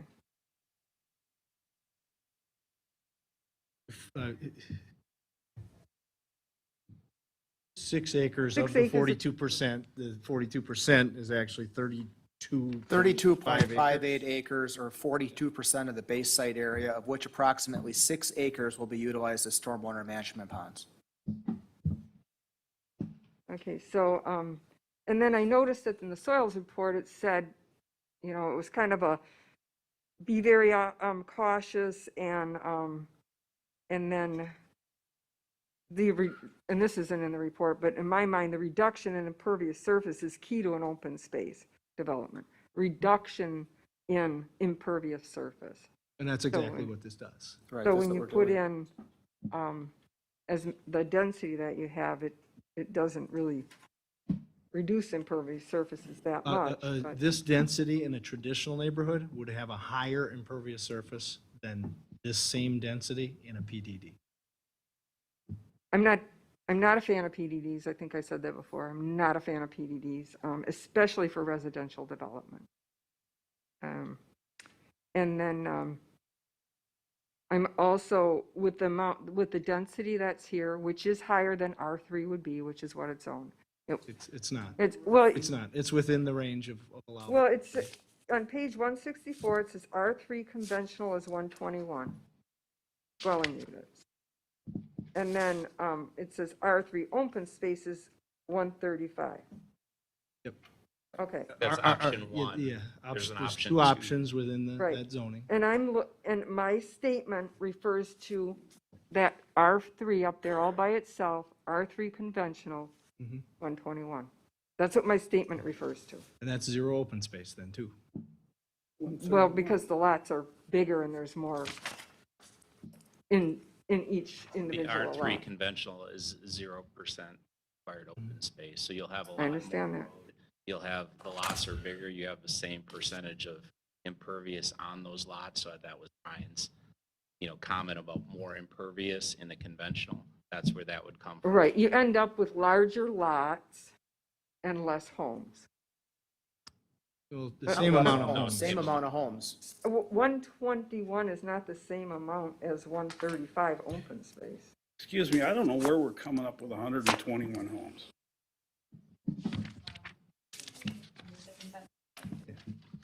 So why is it on page 149, it says R3 conventional 131? Is that a typo? There's R3 conventional, which gives you 121. There's R3 open space option 1, which gives you 135. And there's R3 open space 2, which gives you 132. We're at 130. So I would think that we're right in between the option of 135 to 121. But let's be clear, because I see where we're going with this. Let's be clear. We're talking about how many lots on the same size parcel? 84 acres. Correct. 84 acres. So one says 121, one says 130. The same number, it's essentially the same number of houses and the same parcel. So any additional switching of numbers or that kind of thing is disingenuous. Let's be honest. I'm not switching numbers, I'm reading directly from the packet, so, and don't say I'm not being honest, because it says R3 conventional 121, that's what I said, everybody agrees. Did I make that up? Is that there? I mean, I don't want to be accused of making up numbers That's one of the online. options available, but One we're of the three we're options pursuing- under Right. R3 zoning. And R3 open space is 135. Yes. Correct. All right, so I'm not making anything up here. And I don't like to be accused of making things up and not being honest. Because that's never my intention. So it appears to be that I'm going to be attacked with anything I bring up. And I just like to say that I am not a fan of PDDs. I think the access with one access, for me, is a safety problem, and I really wish you could find another access, and I know you have possibly one, but when I hear that you might not get the permits and then it won't go in. No, we and never that- said that. Well, the We assume documents that say actually if the DNR doesn't permit it, that it would not go in. That's what the document said. Correct. So, And in the answers to the questions, we've consulted our wetlands experts, mhm. and they consider it a very high likelihood that that crossing would be granted. And if it's not, then you No, get the one, I right? trust their opinion. And so my only concern here is the density. I would still prefer not a PDD. This is just me, okay? This is just me. I would still prefer. What is the specific concern of against the PDD? I don't like that you get different rules for everyone and they become hard to enforce. And they all have their own little packages and I just prefer a conventional subdivision. But I guess bigger concern from that is when we add more density than the R3 conventional, which is, I don't know, we're only like, 9 lots away or whatever. When we add anything above that, this far out with no police and fire, I feel as if this community is not quite ready for that. If this was in closer, I wouldn't be having these concerns, but it's really far out in this point of the city. And a couple of years from now, it would be fine because we would have the services out here. I just don't want to burden our city with a subdivision that's a little bit more dense. I get you want to maximize this, I do. But as someone who is also a taxpayer, who wants to keep our police and fire service at a level that all the current residents can be serviced, that concerns me. So I still would prefer the 121. Somebody at the last meeting asked me, what's your figure? What's your figure? And I couldn't come up with a figure because I hadn't looked at all the calculations and I had questions. So I appreciate that you corrected the calculations and things look better, but those are still my concerns. And the last concern I have is a lot of this stuff that came forward now, like the soil report, and it says in here that the Plan Commission didn't opine that there wasn't a problem, but they didn't have that information.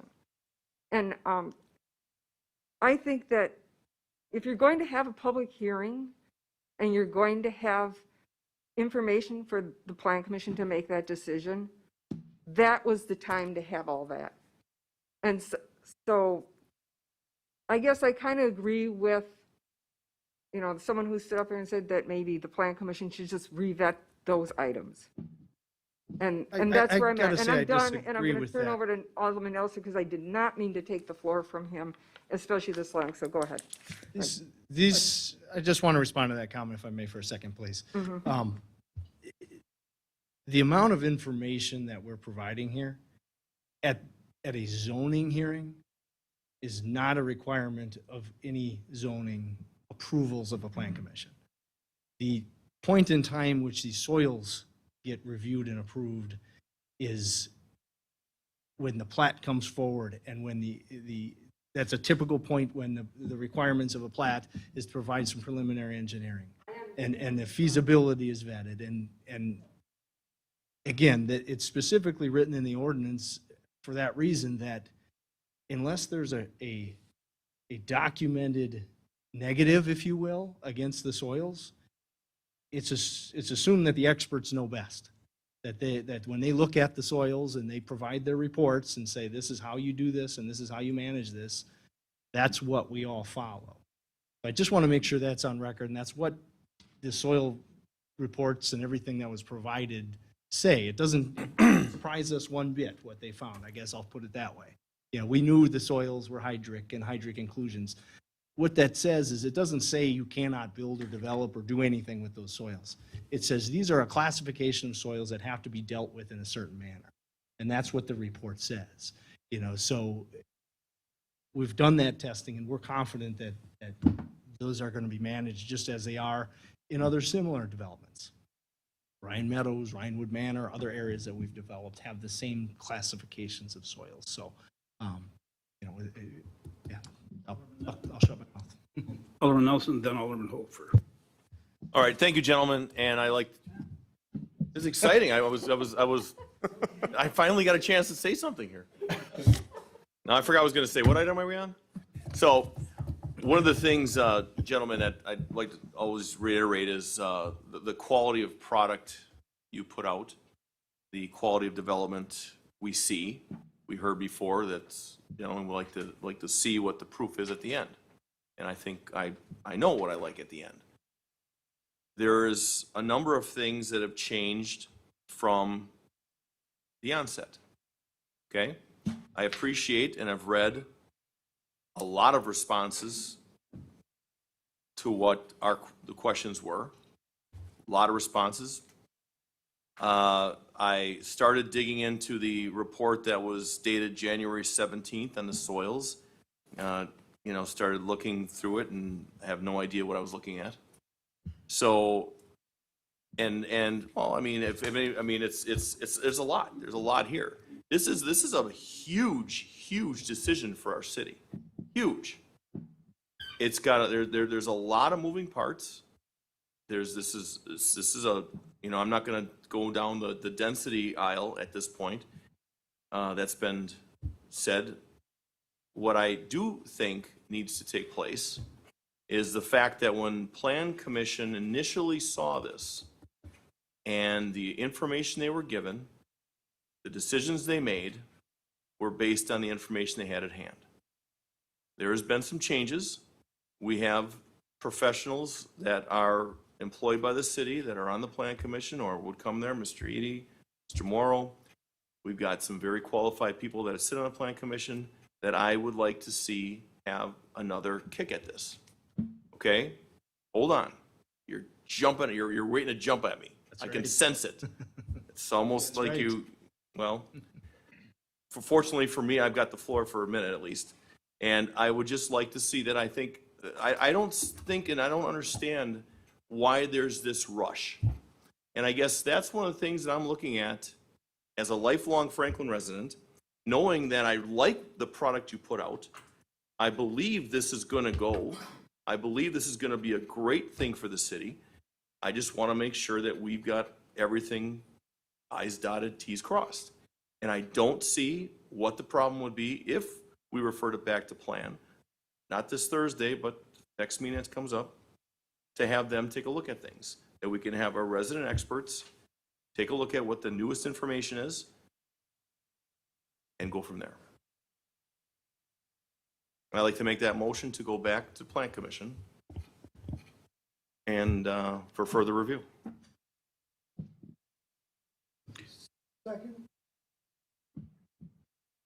As chairman of the plan commission, I would look for more direction than just further review. I guess that would be May I my request question, the same to thing? review I mean, what? I appreciate your comments, and we do take them all to heart, and we try to respond to them in kind. The only thing that changed from what the plan commission saw was the number of units. That's it, and it went down. The recommendation from the plan commission was up to 142 units. We're at 130 right now. The general layout did not change, the design, the amenities offered, the lot sizes, widths, setbacks, none of that information changed. The requests for soil information and traffic information came from this council, and we provided. I mean, these information is now available for you all to vote on, because you felt that it was pertinent information, and that's why we did it. But I guess I don't see why this would go back to the plan commission when the only thing to discuss there is the number of units and the unit count. The staff will have plenty of opportunity to review these plans for accuracy and integrity when the time comes, but we can't even get there. We can't move on to the next steps. Okay. I guess I will then make it a little more clear. I would like this to go back to the plan commission so they can review each question and answer and the latest soil study. Okay, I appreciate what you're saying, that you've answered every question, everything's in there, fine. I want it to go back to plan for one meeting. I don't see the problem if it's going for another 3 weeks, what the big deal is. And if they review it, and if our people and resident experts like it and approve it, that's what I want to see in here. That's my motion. That is my second as well. All right, so I can have a discussion other than the motion? All right. Alderwoman Wilhelm brought up a valid concern with the police and fire. It's an issue that I have interest and concern about as well. I believe you said, I don't recall the exact now, if you said a year or a few years down the road, this might be more appropriate. I've also had a conversation with the fire chief at length, and I would ask you to speak to the timing a little bit of this development, as far as if it was approved, when it would start, when the first time anybody would be living in there, and about how many people or how many homes a year would you anticipate, so we could get some kind of a timeline to see if there's a risk that there's not enough service, how long might that be, how many people, all of those kind of things. So just, if you could just share with us a little bit of that timeline. Sure. If this were to proceed after tonight, we would move right forward into platting, specific construction and engineering plans with the goal to break ground this spring. So when you break ground this spring, it's weather permitting, construction happens, we would hope to have roads paved by fall. First building permit availability, we would hope is then by the end of the year. Home construction starting and taking about 6 months. So the first move-ins, again, the first one or two individuals would be in the late spring, probably April-ish of 2023. A development of this size would be phased.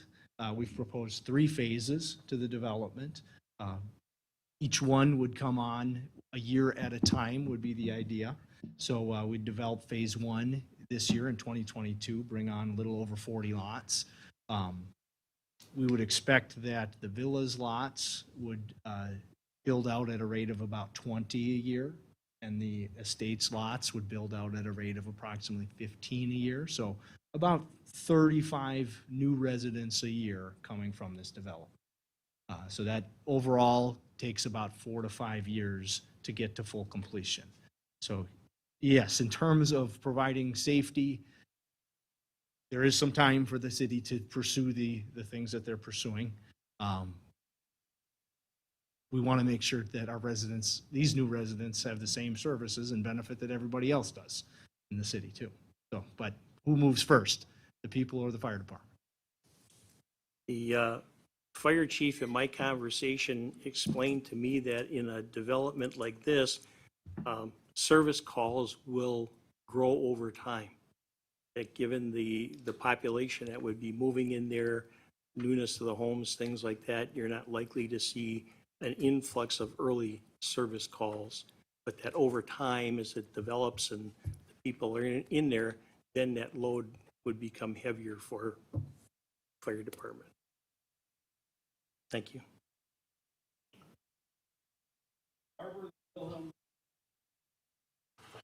Just a couple things that were mentioned here this evening that I still have in the back of my mind is, number one, the water. The fellow mentioned the runoff from the golf course, which is going to be added to whatever's out there going to be with that development. So that's still a concern of mine, and I'd like to, that I don't think that was addressed verbally in any way at this point, that the water, and one fellow mentioned that there's septic problems within the area or there was flooding. That's a concern of mine still, and I'd like to see how that all fits into this. And then the other thing about the traffic. I mean, I think down the road, the city, maybe developers, need to look at what is going to be happening with the development out there and the roadways themselves. So I don't know if that's your concern as much as the city's concern, but I think we have to plan and look at what that traffic pattern is going to be down the road and start to anticipate the fact that many of the people that have talked are saying that they're worried about it being a very dangerous road. It doesn't have the ability for people to walk on or bike on. I think we have to look at that. And that's a major concern of mine for the future of that whole area. So how we can, maybe someone mentioned to cut through, to OO or something. Maybe that needs to be looked at from a development perspective as well, to anticipate that might be an issue. So those are my concerns, and I would like to see at least some thought or what your thoughts are on that and how we can deal with the concerns that are being raised by our constituents here. Thank you, Alderman Barber. I'll answer the traffic question, and I'll defer to our engineer to answer the stormwater question. The traffic conversation and the design and classification of the road are a greater conversation that if anybody needs to have, it's the city. And if they're going to change the classification of it from a collector street into something different, one residential neighborhood is not going to impact that. The classification of a neighborhood from arterial to collector to local street is a far greater conversation of what are the surrounding uses, what is the vision for this larger area. In the question of a cut through is legitimate. Is the classification need to change, and therefore the design of the road need to change from collector to arterial, and that would prompt design changes. But that really doesn't have anything to do with the neighborhood and the impact that the residents of a new neighborhood are going to put on that street, because that's all that a traffic study can address. A traffic study can't contemplate, someday down the road, 500 more homes in here and a commercial facility and a school and everything else. So, stormwater engineer. Yeah, for sure. Answer stormwater For question. sure. So part of our latest plan, you'll see there was a lot of commentary about, 25-foot buffer along the west property line. That's been incorporated in the plan. The nice thing about the large swaths of open space, if you look at the plan, there's no rear yards that connect to one another. So essentially, we're going to have, again, from to answer your golf course question, we have never proposed to block that. In our stormwater plan that we submitted now, 4 or 5 weeks ago, we've taken it into account. We understand it comes onto this property. We've got swales that lead it to ponds within our property. We are going to address the Gulf water. Not just the Gulf water, any off-site drainage, and there's multiple areas that drain onto our site, not just the golf course. The golf course is along that west, but there's southwesterly corner, there's a cross culvert under Ryan Road that comes into our property. We've got outlots along that south property line, taking that into account, that we're going to drain and swale that water through our site to the ponds on our site, all within outlots, not in the lots. When you have developments where you have all lots, rear lots, side lots are all connecting with one another, it becomes a lot more difficult to install swales and move water. In our case, again, there's no rear yards that abut to one another. Every rear yard in the subdivision has open space behind it, and that's going to allow us to drain the water to the stormwater facilities. The latest move we just made by reducing the lot count based on the commentary we heard last time, moving that center road, we've got a very large open space island behind north of the clubhouse that I do show a stormwater pond, but we have the ability to make it even larger than it is, and we are already exceeding all stormwater requirements by the City of Franklin, MMSD, and the DNR. We're exceeding what is required, and we have room to make the ponds even larger if need be. So stormwater runoff, we are going to address.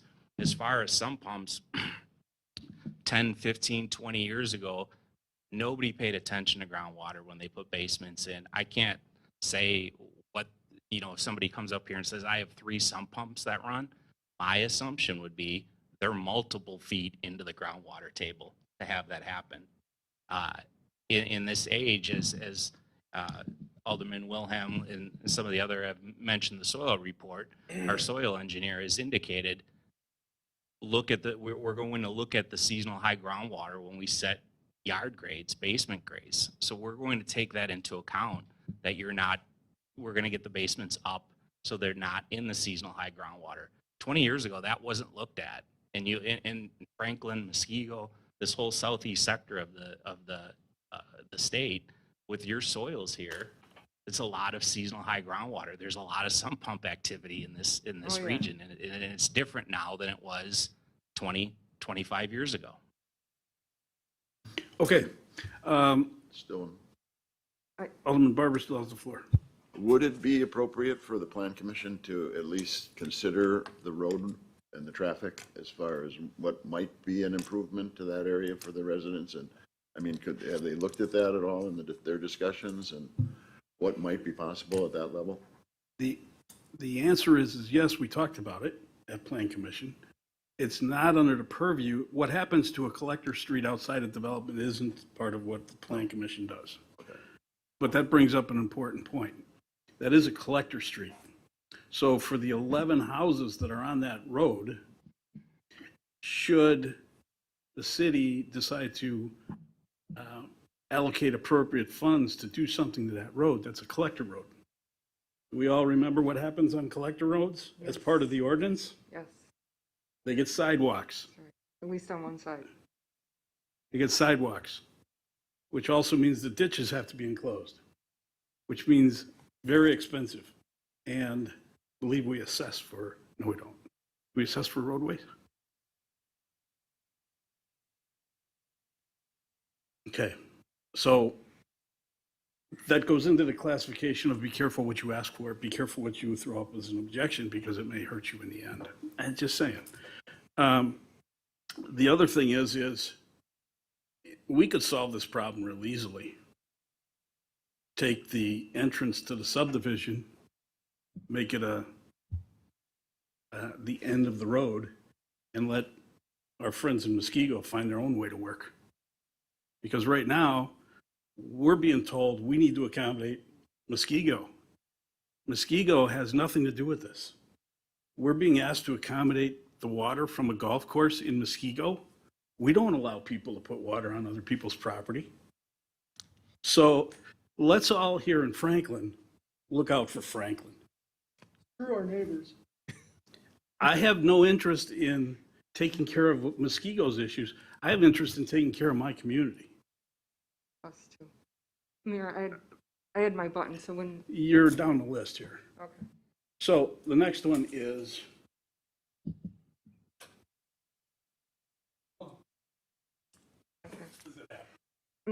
I would like you to work on that extra access. And the mayor's talking about safety and watching out for our communities. I think that's very important. So in the meantime, if you could try to get us a more firm answer to the Plan Commission or when it comes to council on that access. And I don't need you to, you know, you said that a lot of this stuff isn't needed. I would totally agree with that if you weren't asking for something different than the R3 zoning. If you weren't doing a PDD, then I could say yes, but you're the one who's requested us to make a decision on something that's outside of what we see there now. So that's why these questions are coming up. You would have less of those, and a lot of these things could go away if that was the case. So also, there's a right-of-way, an extra turn lane that city engineer, I believe, said they were going to recommend a turn lane so people wouldn't, run into each other when they were turning in. And I didn't see those right-of-way calculations, just that those extra, because you didn't calculate that into the subtractions of the Bayside area. That's right. Yeah, It's the public right-of-way. it fits within the existing right-of-way. That's why it doesn't get counted again. Yeah. Correct. So the right-of-way you deduct is the ultimate right-of-way of the existing road. And you're sure you don't need any more from that, and you're not planning to put a sidewalk in? Sidewalk on Ryan Road? On Ryan? If it's a No. collector street? That's They're what I not just heard. developing on the collector. Alderwoman, with all due respect, that's not part of the motion. We're looking for what you want clarified from the Plan Commission. Well, that is what I want clarified, is to make sure you've got enough right away, and if you're doing that. Could I clarify? I mean, we have. Please, because it's in the This is for document. staff, this isn't for you, this is, I'm hoping This staff clarification is We are for going to be me. asked to clarify it, and we have the clarifier right here. No, it was clarification for me. We show A-cell, D-cell lanes into the subdivision. I do not show a turn lane. This turn lane is the first I've heard of it. She means it's still- Okay. Well, in the technical world, I want to be sure that I'm doing what you're asking, because I answered the question to say, we have A-cell, D-cell lanes. So a lane as you're heading westbound to decelerate to turn right, and a lane going out of the subdivision westbound to accelerate as to get up to speed. We do have that, and we do have the right-of-way. Any additional right-of-way would be on the public road coming into our site, and that is not deducted to get to the base site area. So just to Right. clarify. That's what Okay. getting okay, at. There okay. was no deduction for that, so. And then the other thing is if staff could, or you could get your surveyor to actually put the acreage on the legal description, because I've always see the legal description, and then when it's done, it says 75 acres or 20 acres or whatever. Because he's certifying the legal description, and he's certifying how many acres. And since there's a question on that, I want the survey to put his writing on there that he's. For sure. And I don't know, the legal, when we do a boundary legal description, it always finishes with containing X amount of square feet, in parentheses, acres of Right. land. If it was not part of the legal, it was just omitted, but we definitely do that. The only time we don't do that is on easements. And it's required under site plan. Correct, for So- sure, yep. So I just want to make sure, because once he certifies it, then it's on him. Correct. And we'll say it is, we have done the boundary survey. Okay. We have done the survey work. We have a plat of survey. That acreage that we show is Okay. the surveyed acreage. Okay. Are you finished? Alderman Hanneman. Thank you, Mayor. I'd like to speak actually directly to the motion at hand. And I want to clarify, because I am the council representative on the Plan Commission. So if I'm hearing correctly, Alderman Nelson, who made the motion, is asking for a revote from the Plan Commission. And how does that fit with the city attorney's opinion? I think that goes down a very slippery slope.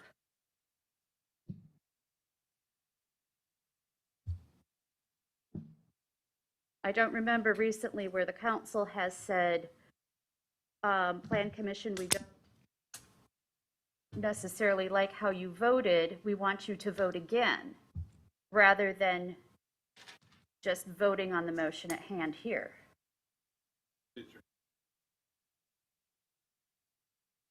As with the questions provided to the applicant by the Common Council, and the applicant answering all those questions, even though in the city engineer and the city planning manager can correct me if they disagree, have essentially provided information beyond what's technically required for a rezoning application. The city planning manager is nodding his head yes.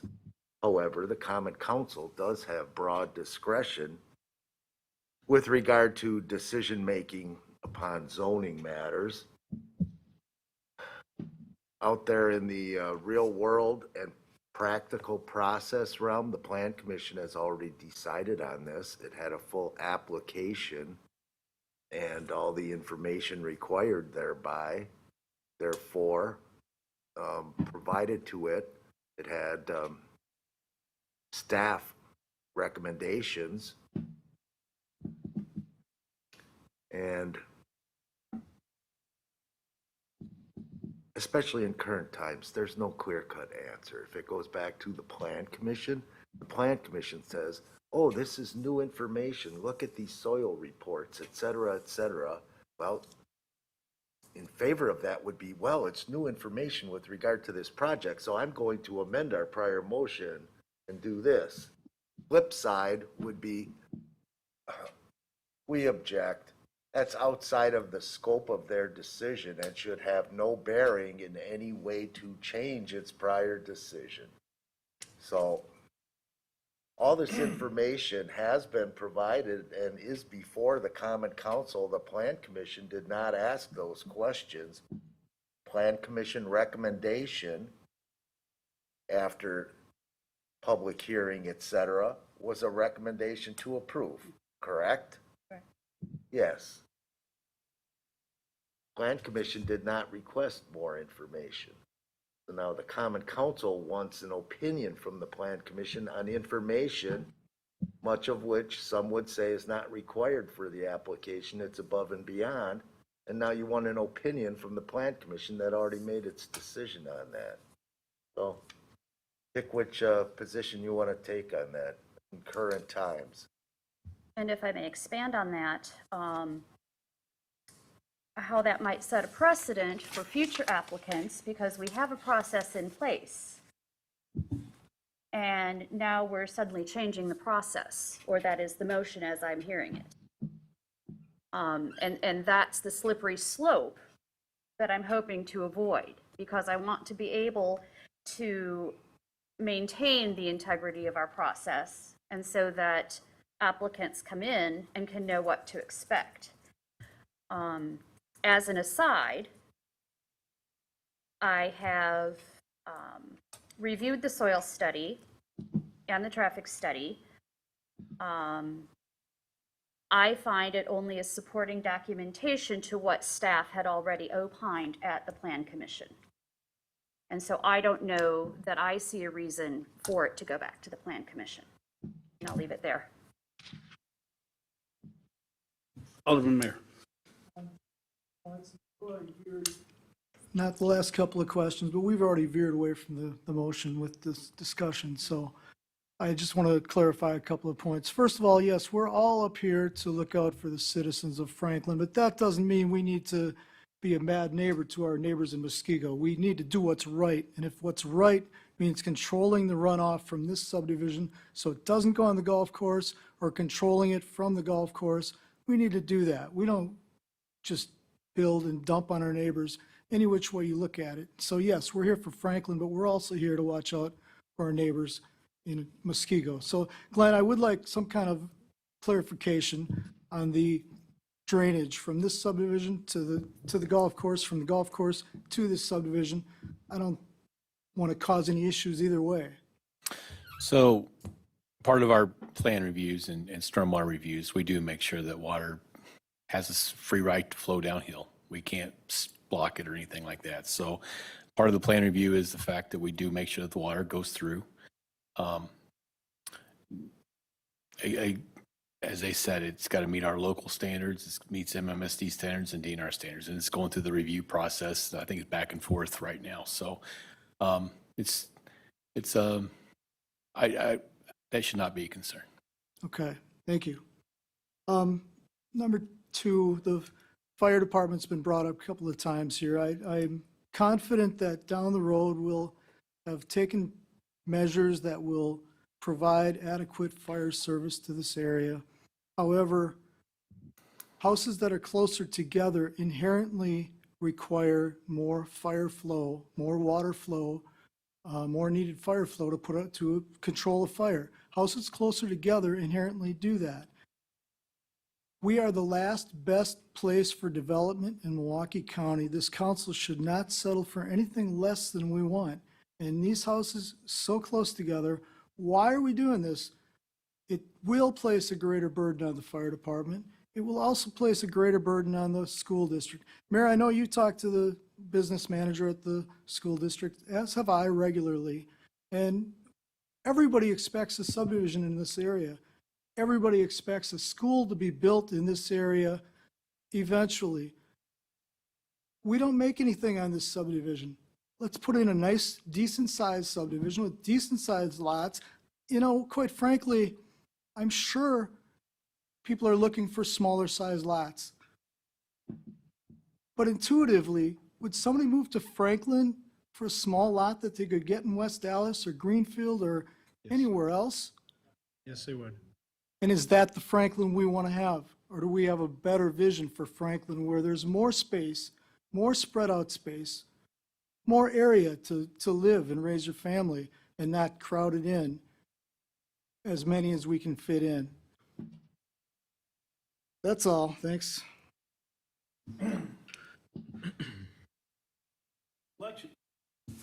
It's election season. This is the big stall.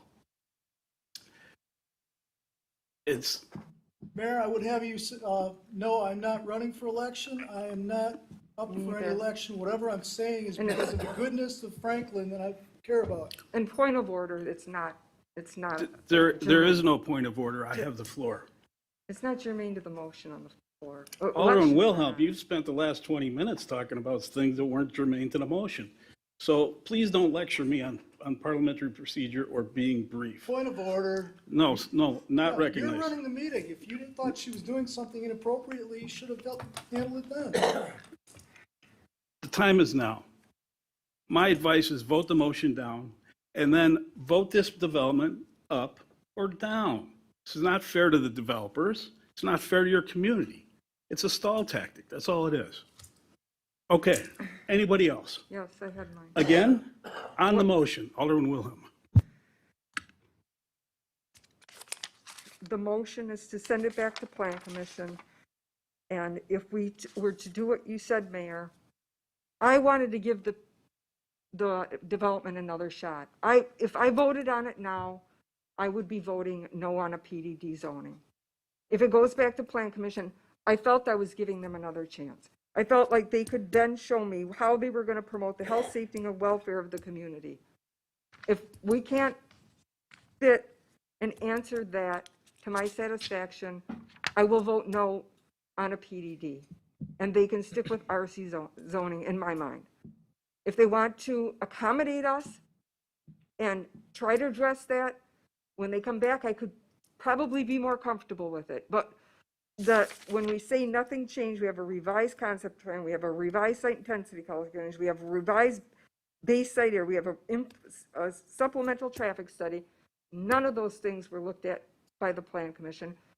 And if they didn't ask for this stuff, maybe we need better Plan Commission members, because this is all very important stuff for this community and this community's safety.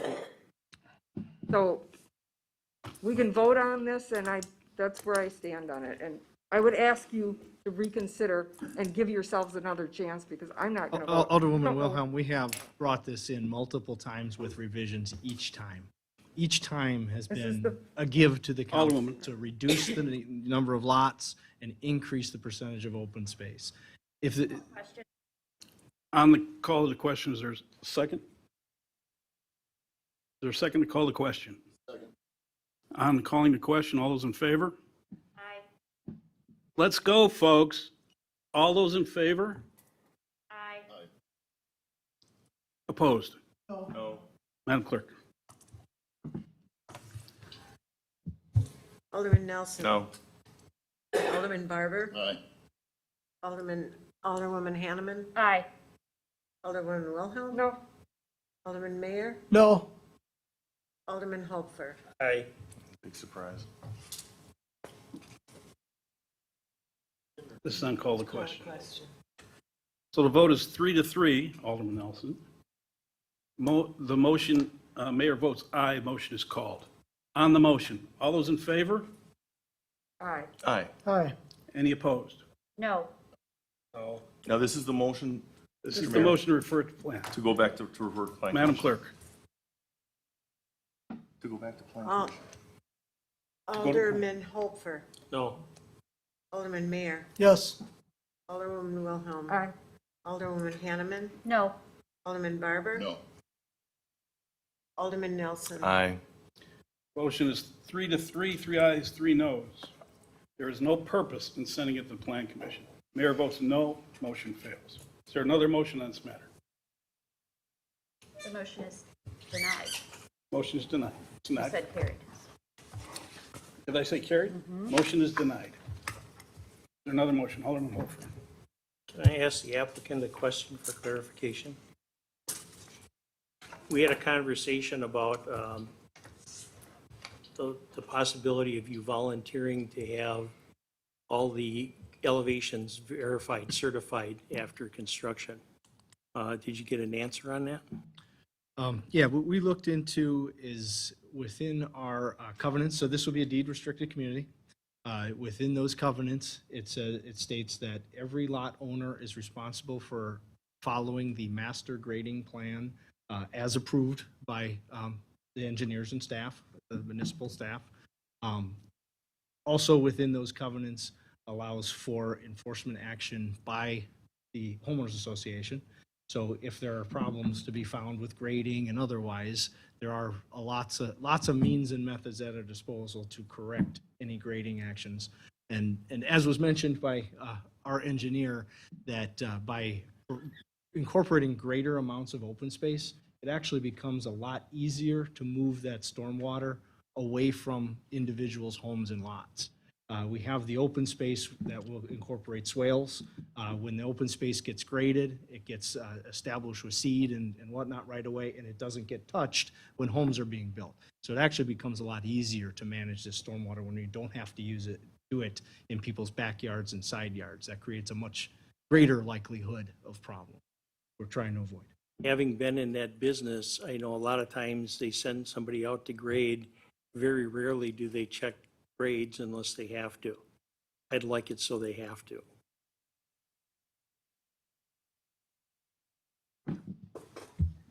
Alderman Barber. We don't have opposition to that if that's the city's desire to enforce grade certifications.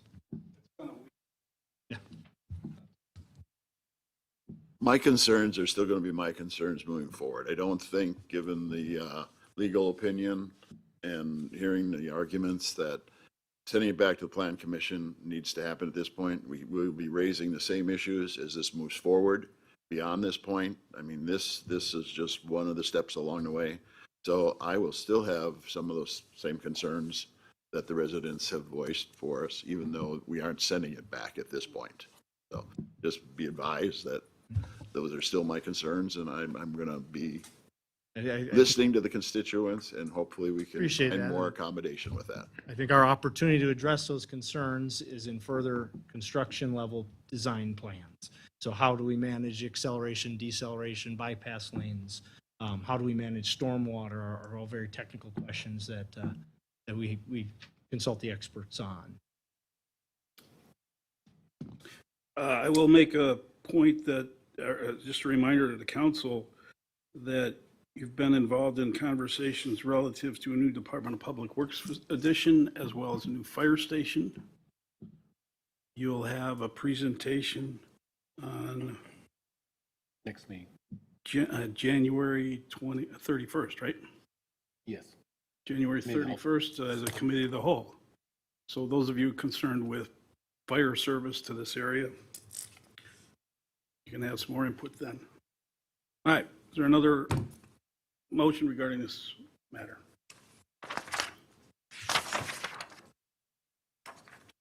Is there another motion? I'll move to adopt the ordinance. Is there a second? Second. Let's save the trouble. Madam Clerk.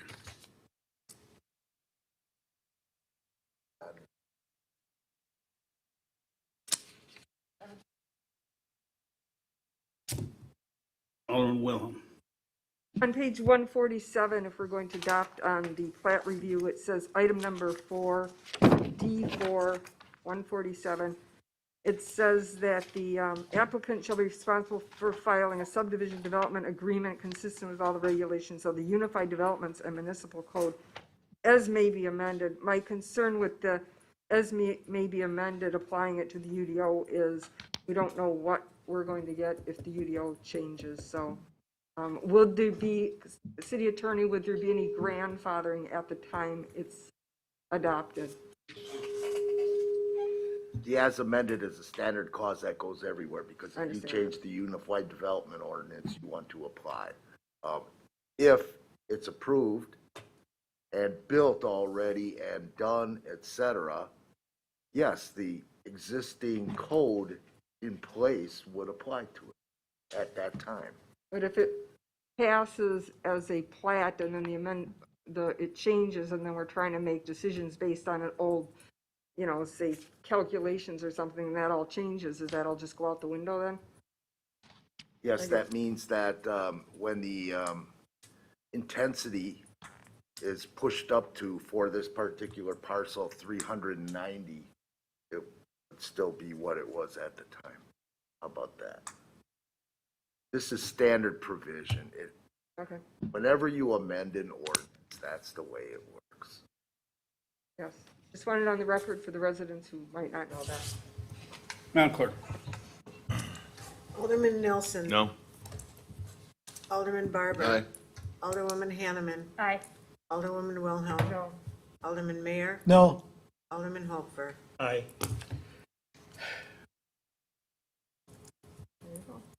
Mayor votes aye. We can't keep doing this to people. If you're going to vote no on a development, just vote no. Let's not drag this out.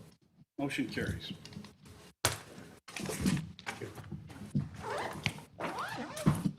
Move on to item G7. Is there a motion to receive and place on file? Motion. Second. Is there a second? Yes. Alderman Barber. All those in favor? Aye. Aye. Any opposed? Motion carries. G8, a motion to accept the DNR Forestry Grant Board. Wilhelm and Mayor. All those in favor? Aye. Any opposed? Motion carries. G9 is an authorization for Public Works to accept funds awarded by the American Transmission Company. Wilhelm and Mayor. All those in favor? Aye. Any opposed? Motion carries. G10, before we take action on this contract, Mr. City Engineer. It's come to my attention today that the contract that includes in the contract, the consultant does not have those insurance levels that are in our template. And so we'd like to reduce those insurance levels. And if you're so inclined to approve it, we'd like to have a discussion with our insurance company, make sure they're okay. We're not asking them to do a lot design-wise. It's just a advertising firm, if you will. Madam Director of Administration, comment? We can certainly have that conversation and make sure that city's liability is protected and the insurance certs require the same. Your motion to approve, subject to insurance changes, is authorized by the Director of Administration. Move to approve. Hanneman and Wilhelm. All those in favor? Aye. Any opposed? Motion carries. G11, a professional services agreement with R.A. Smith for Ryan Road Water Main. So move. Barber and Hanneman. All those in favor? Aye. Any opposed? Motion carries. G12, preliminary resolution to exercise special assessment powers. This is for Water Main at 50th and Minnesota.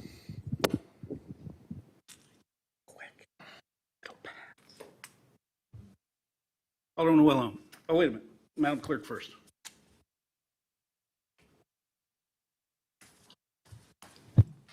I just would like to clarify in case the motion gets adopted, I don't want to have it amended, but it includes the public hearing date of April 5th.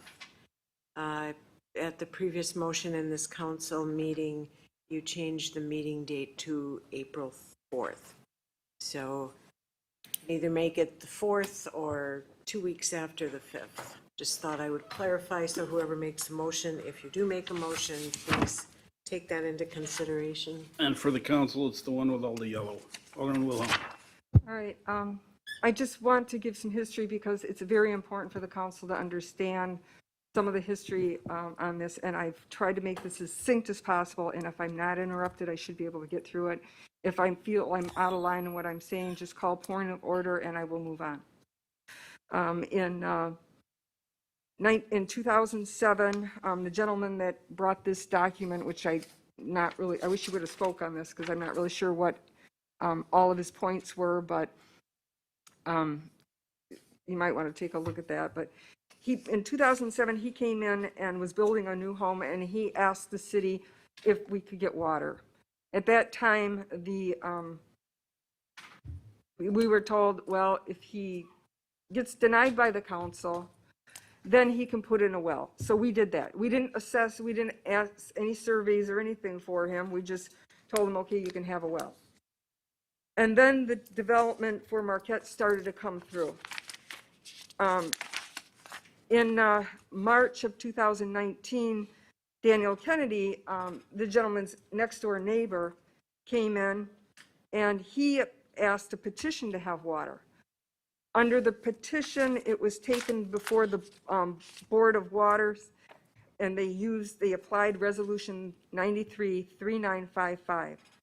That details the surveying of the properties. So they decided, and the council decided to use that resolution because the resolution which the clerk put in front of you is a resolution that is pertaining to survey of opinion from property owners upon petition for the extension of water and sewers. So that's why we applied the survey. And at the time the survey, part of that resolution that we applied to that, the survey shall advise the owners of the cost as detailed. The Board of Water Commissions took that up in April of 2019. The Common Council in August or September of 2019 put the motion before you, which is on the item in front of you, and that says that the Common Council directed staff to develop a water main extension project along South 50th Street and West Minnesota Avenue and prepare an engineer's report in accordance with the Municipal Code 20715, which is the whole powers of special assessment. At that time, the survey results were 2 people wanted it. The gentleman here who was building the house and the gentleman who asked for the petition. So the council approved unanimously to extend the water on the existing 50th Street. So the guy who wanted the petition could side yard connect to the north-south 50th line. And then this gentleman could bore under the street and access it. And all the other people that said no weren't a part of it, and we took care of the situation. That was in 2019, but nothing ever happened. No engineering report came through, no water line, nothing happened. Then we go to today, where we're applying a whole new set of rules. We're going to 2007-27A instead of the process that we started and never completed. The reasoning is that there are homeowners that may want to now say yes, and we did, Mr. Morrow and I did go out on the property, and there were some maybes, maybe we'll change, okay, yeah, I've changed my mind. And then there was one gentleman that wanted a couple things that if he got those in writing, that maybe he was on board, but those things never got in writing to him and nothing ever happened. So according to Jesse's write-up, he says that the southwest sanitary sewer area is one of the areas that you shall survey all the property owners. And I thought that applying the survey to these property owners was only fair, and to do it sort of like the Southwest, and that's how we previously did it, but never acted upon it.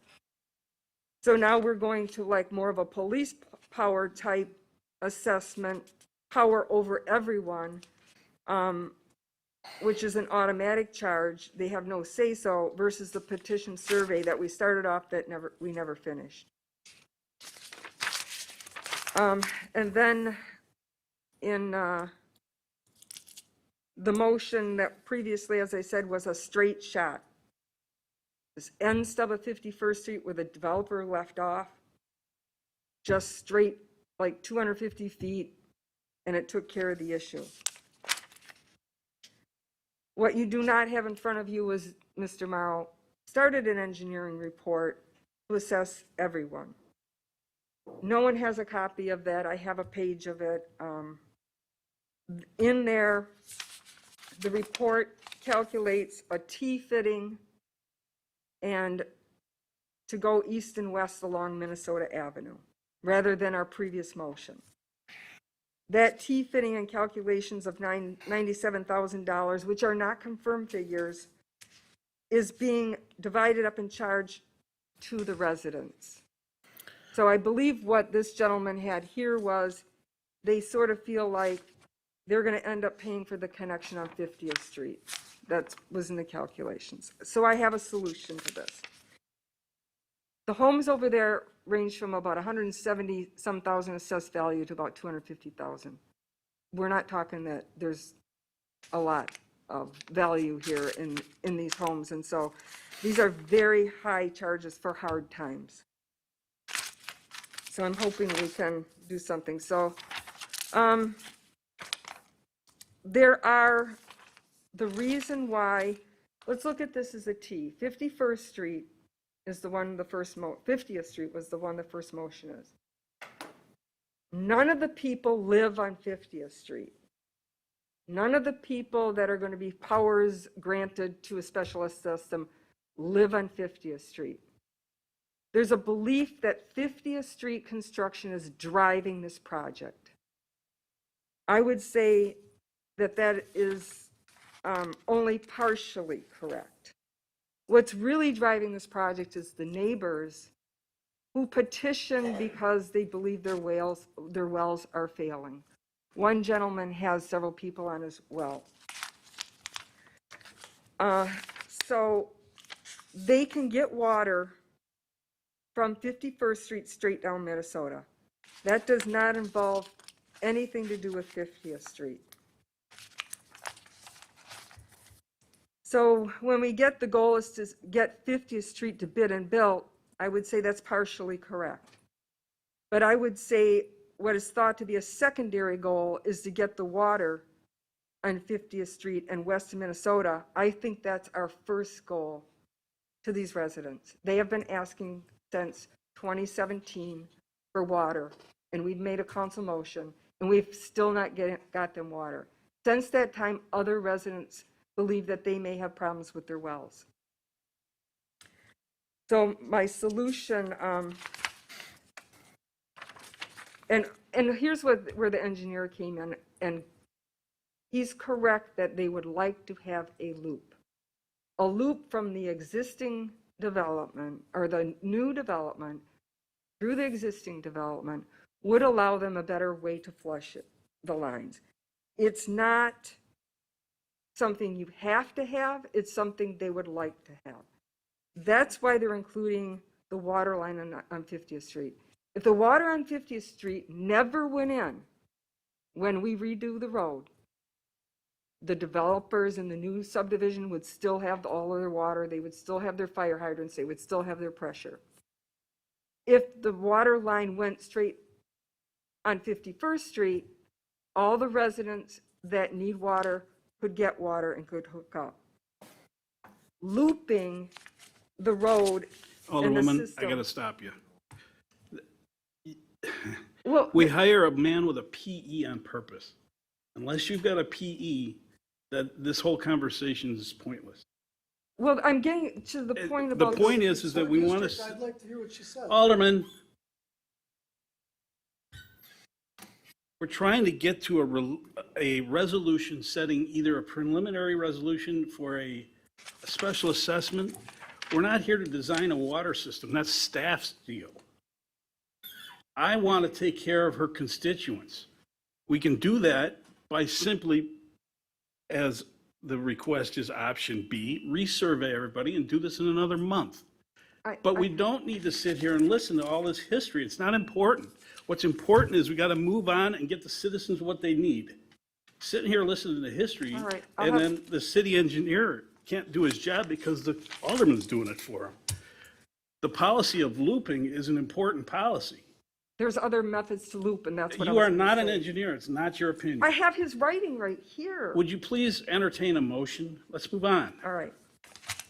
So the council's knowledge, we kind of loop in another method, but my motion to solve all the problems that we have here, and you wouldn't understand this motion unless I gave you some background on it.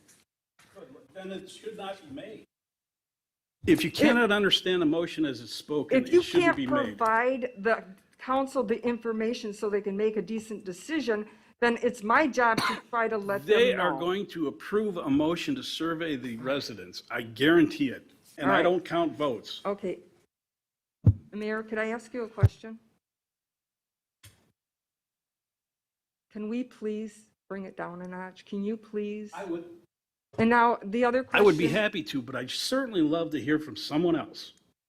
And I would certainly like to have the city engineer allowed to be doing his own business. So please, make a motion, let's take care I of your am not constituents. a uneducated woman, Mayor. You're not a civil engineer. No, but I know the project really well. Alderman, just make a motion and let's move on. Motion to direct staff to prepare a bid for 50th Street stub and a north-south water stub extending to Minnesota. Glenn, was that part clear? Basically, you want to move forward with 50th Street. You want me to bid a 50th Street stub. Can you Look- define that, please? The road that you want to pave, the road that's already paved that you want to repave. So you mean the road or the It's water means main? both. It means the street stub that belongs to the city, the one that you want to get paved. So just spoiler alert, next meeting I'll be coming to you with a consulting agreement to actually get the plans in a position to actually bid out. Well, this may help you then, because this will play right into that. So if we break these water main projects apart, I think is what you're trying to ask. That means that the city in general is incurring a larger cost for the water main. I'm not asking for that. I think that's what you are. Not yet. Okay. No. So I just wanted to make sure that you knew that I'm okay with moving forward with 50th Street, but I realize that that's not the only way to loop it. And I realize you want to loop it that way, and I'm fine with that. Okay, so you're also asking to bid out Minnesota? As an alternate. And that should An take care of it. So the motion is to prepare the bid for 50th Street with a north-south stub extending to Minnesota. Water and the road, because that's what he wants. And to include an alternate bid for the east-west water along Minnesota. So be careful what you ask for. So if we decide to only build a water main to finish out 50th Street, that means I have to assess the neighbors on the east and the west side, and their assessment would actually be higher than if we were to do Minnesota, because the way the code is written, we assess them for a short side. So the long sides of the property are along 50th Street. I don't know what that calculation is, but it would be significantly higher. It could be 3 times as much as what? Right, and they're going to find that out when you get the bids back. So that's why I think. Well, I can tell you now, the length of That's right. length of 50th Street is probably 3 times That's right. their width, so they That's would. right. So, just hear it out. So I would like to go, because there are people down on 49th Street, so I would like to go where you want to go from 51st Street, but also to 49th Street, because there's supposedly someone right beyond where you want to end it that might also want to be included. So you want me to extend a water main on 49th Street? To the intersection of Minnesota and 49th, right to the intersection. So you want me to basically do two, if you will, north-south stubs. Right. So we'll do 50th Street and 49th Street. Both would extend north to Minnesota. Yes. And further, to survey the affected residents per 93-39-55, which basically says same thing we did before, but this time you're going to include, So how much of the neighborhood would you like to survey? all of that section from 51st, well, obviously the ones right on, they don't So need. from Minnesota, I would survey all the residents from 51st Street, All the 5 you previously did, heading east to what point? 49th or the next strip? 49th. So I would stop on so you realize if I extend a water main on 49th Street, you're not surveying residents on 49th Street. I'm not aware that the residents on 49th Street have an issue. But you would be running a public water main past their properties, so they would be assessed for it. Only if the surveys come back that that's the case. No, if you run okay. If you build a water main through this process on 49th Street, you would have to assess the properties I understand. on 49th Street. This is really. So we would also need to Is there a assess. motion to table? He's understanding this, and we're fine. We This have, is not how it works. Would well, you make a quick motion neither and does move on? not doing a motion for 3 years work very well. So this takes All I'm care of asking you to this. do is make a concise motion that people can act on, and let's move on. Is there a motion All to right. approve the survey of residents on 50th Street, 49th Street, and Minnesota? She's still making a motion. Motion direct staff to prepare a bid for the 50th Street stub with a north-south water stub extending to Minnesota, and to include an alternate bid for an east-west water line along Minnesota Avenue between 51st and 49th Street, and to further survey the affected residents per 93-39-55, which includes providing cost estimates at the time of the survey based on the alternate bids results, returning to the Common Council on the first meeting of each month with a brief update until the projects are complete. Is there a second?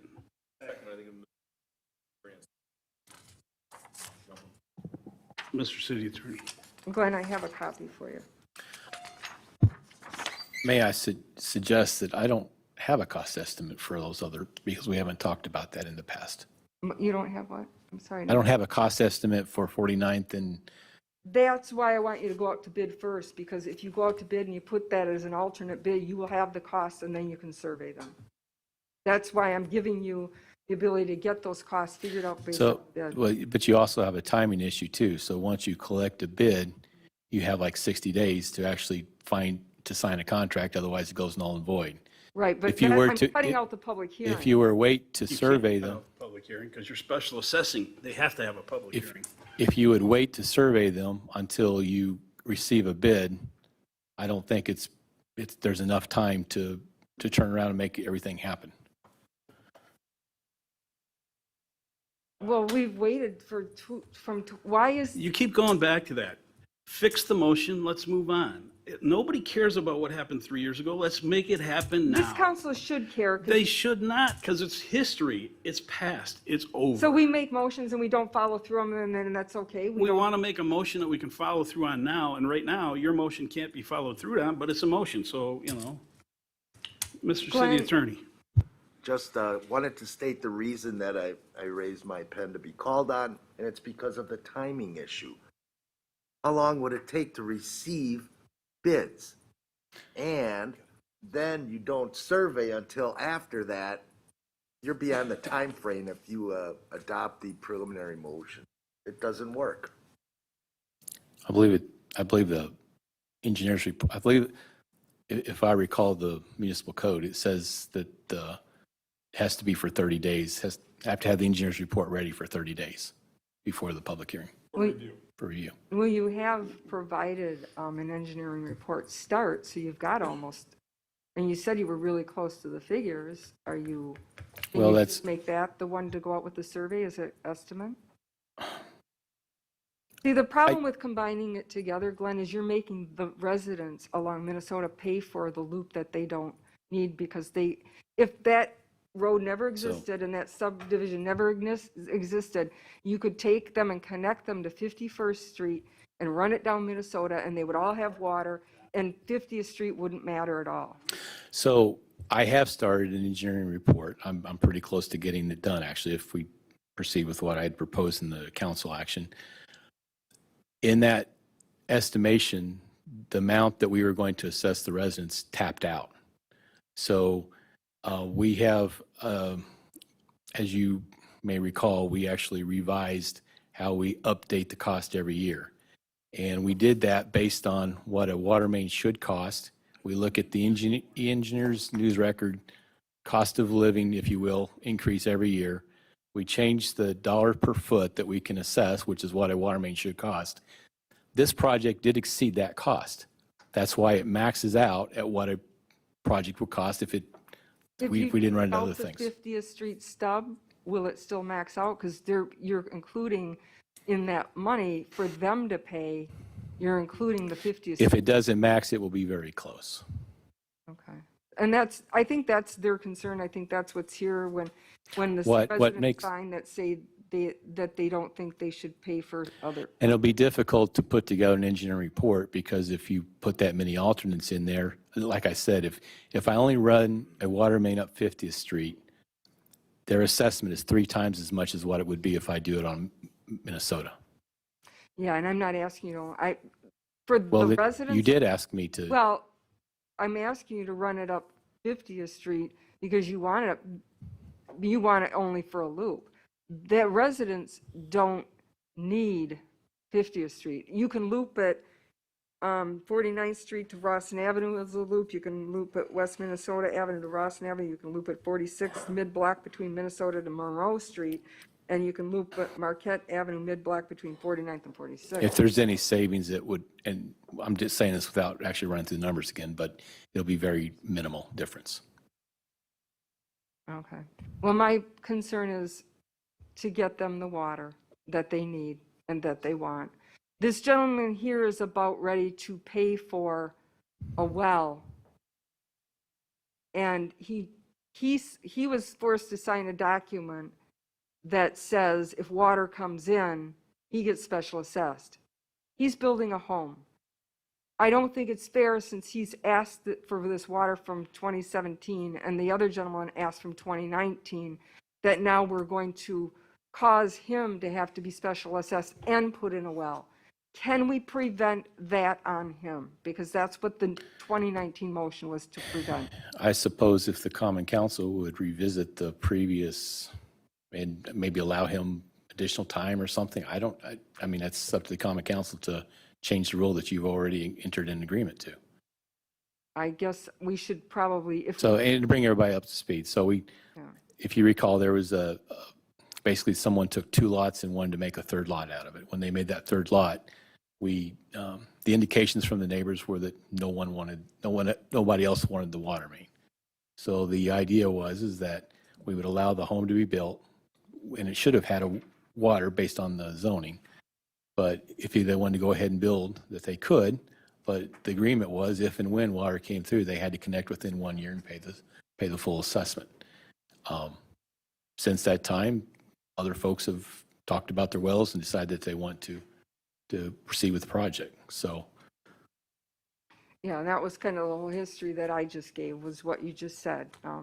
There was the 2017 and then the 2019. So I guess if the council would reconsider double charging him, that would take care of that issue. Because had we moved forward with the 2019 motion, he wouldn't be getting double charged. He would have the water right now. He's getting really And- close to needing as well, and that's not fair to him. Well, Yes.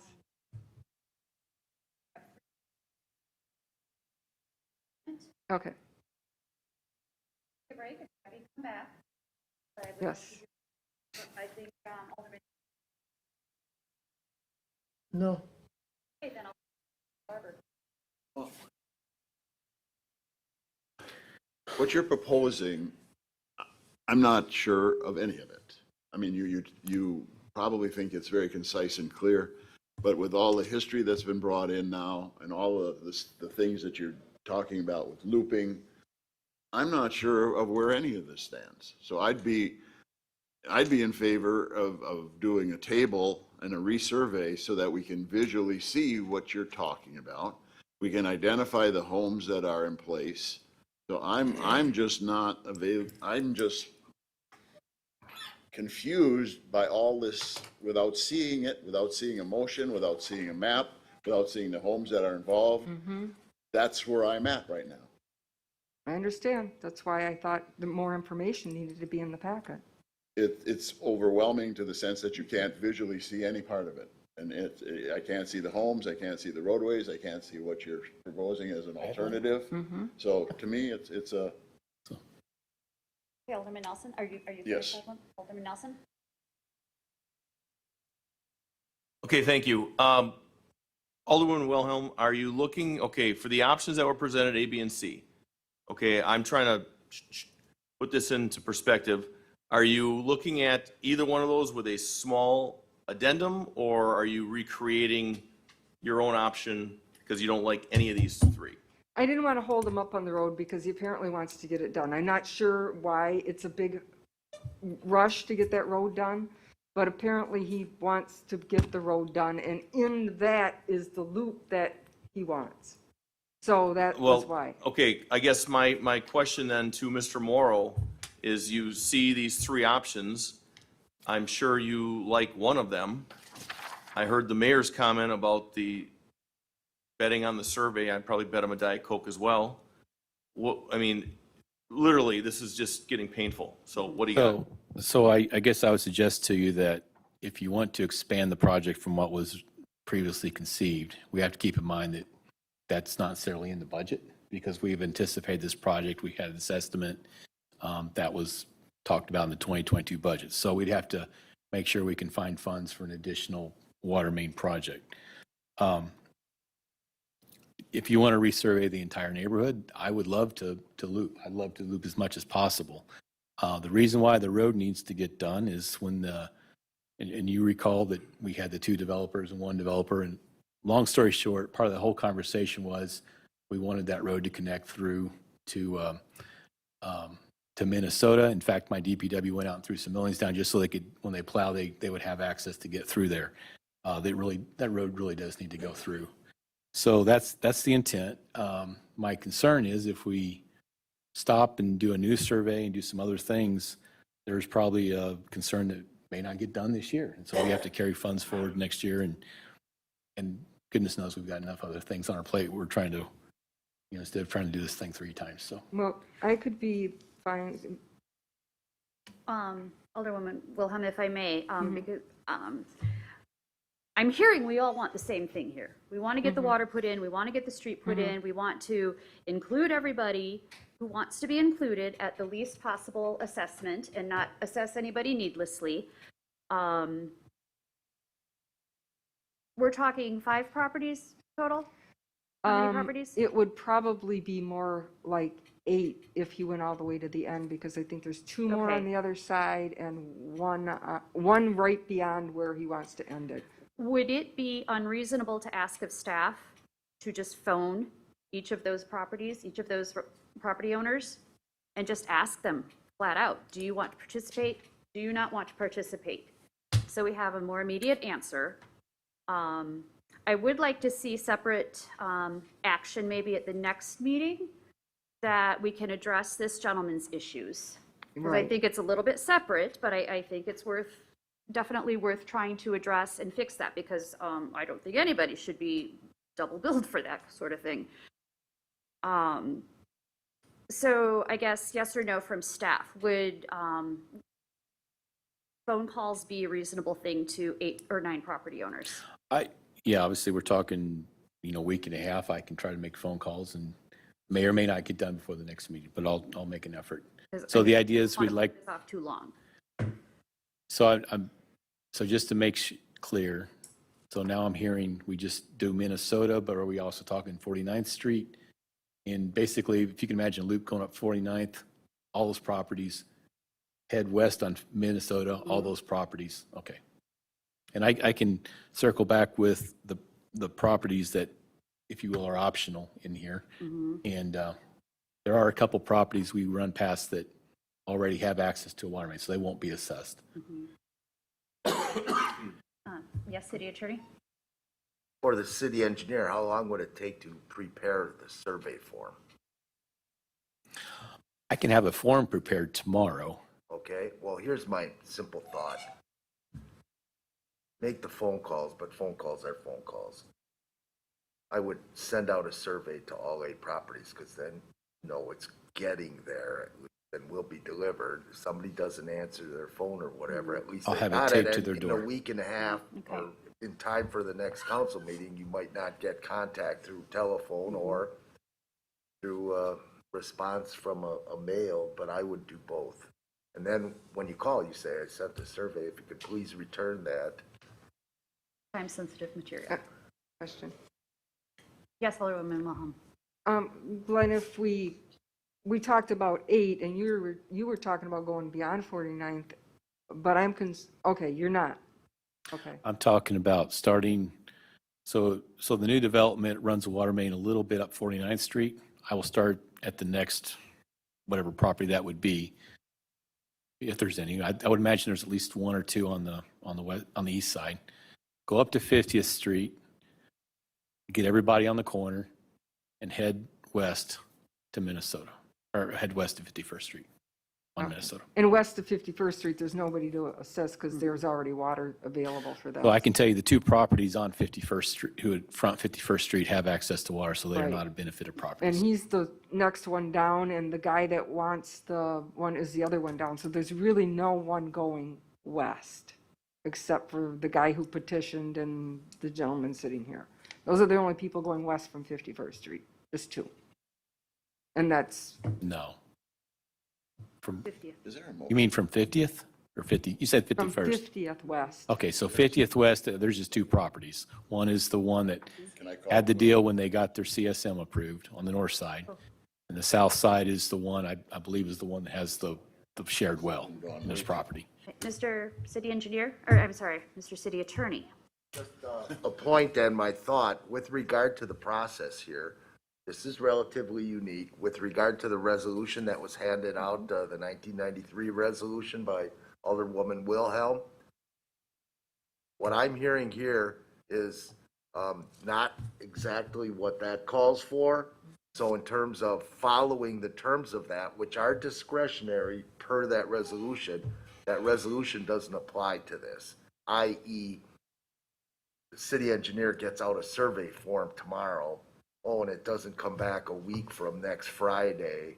What does that do to the numbers involved? It's just going to be generally for council information and potentially, assuming property owners receive it, for their informational benefit, but resolution terms don't apply to this. Okay, I'd like to make a motion, but I need some help from the city attorney. So I'd like to. Excuse me, we already have a motion on the table, I believe. Oh, That's okay. been seconded, so. All right, I will rescind that motion The then. motion has been rescinded. The second? I will rescind. Okay.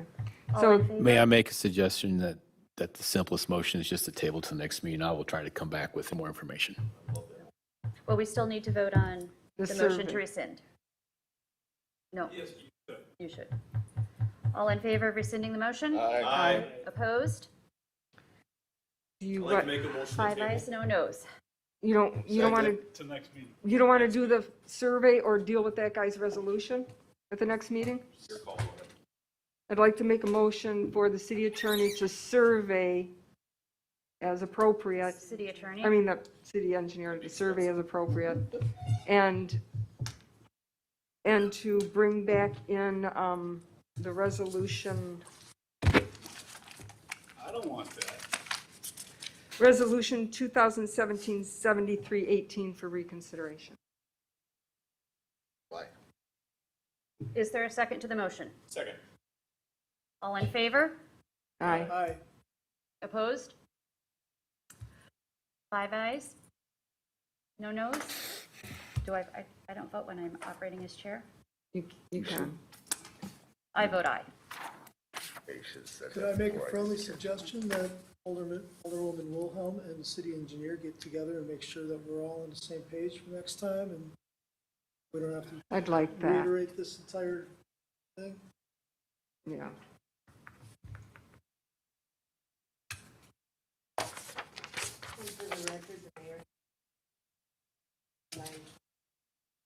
Refuses his gavel. Does the city engineer have a lot of time to devote to this? Excuse me, Jesse. No. Well, I mean, we're asking for a process. This one issue has occupied staff time since Friday of about 3 days, 3 labor days. Should we just put it in 2019 when If the you- council made the motion, and we wouldn't be here right now? Move on to H1 licenses, Alderman Nelson. Did we vote on them? Friday, Tom. First one, the first 4.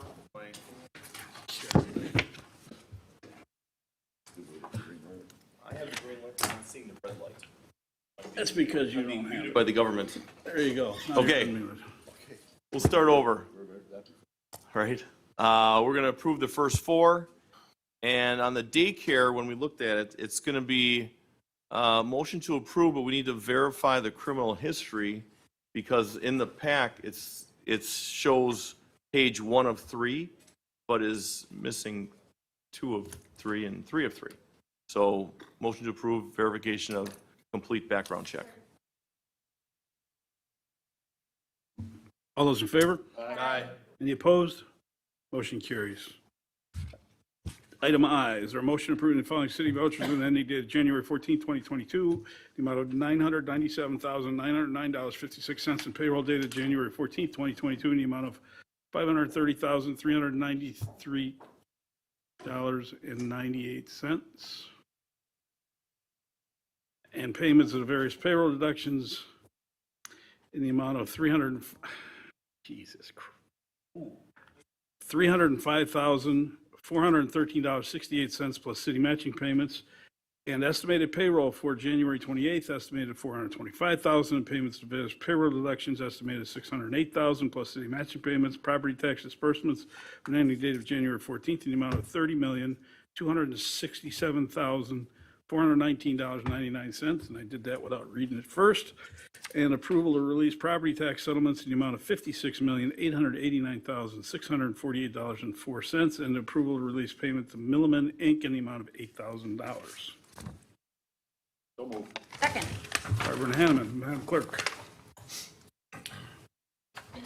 And let the record Add one reflect that thing. Alderwoman Wilhelm has left her seat at 9:27. Madam Clerk. Can I just ask one question real quick? I'm looking at the property tax disbursements, and I see a number of $30,367,419. You can't I think say you I read 267. You cannot say I misread it. I didn't say you misread it, I said the number's wrong. It looks to be incorrect. 30 million? Property tax disbursements journal, it says $30,367,419.99. I thought I was wrong, but I was So wrong. it's 100,000 off.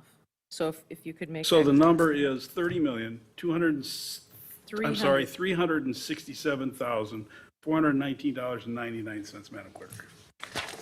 I don't know that we had a motion. did we? Yeah, Barbara and Hanneman, or it was actually Hanneman and Barbara. Does it need to be amended for the number? Oh, it was Barbara It was and Barbara and Hanneman. Hanneman, I do have it, I'm sorry. It's, No, because I just did this. Alderman Hopfer. Aye. Alderman Mayor. Aye. Alderwoman Hanneman. Aye. Alderman Barber. Alderman Nelson. Aye. Motion carries 5 ayes, no noes, 1 absent, no abstentions. Okay, with that, we've come to the end of the recorded show tonight, and it's been a great show. So we're going to end the YouTube tonight, and we're going to go into closed session regarding a development agreement. I do not anticipate that there will be an actionable item there will be an actionable item, but we will not use the video. Okay, we will.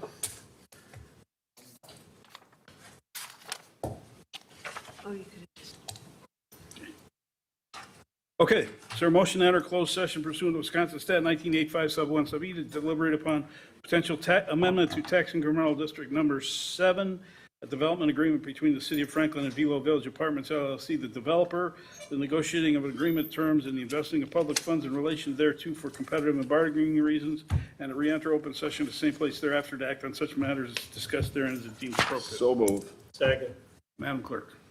Alderman Nelson. Aye. Alderman Barber. Aye. Alderwoman Hanneman. Aye. Alderman Mayor.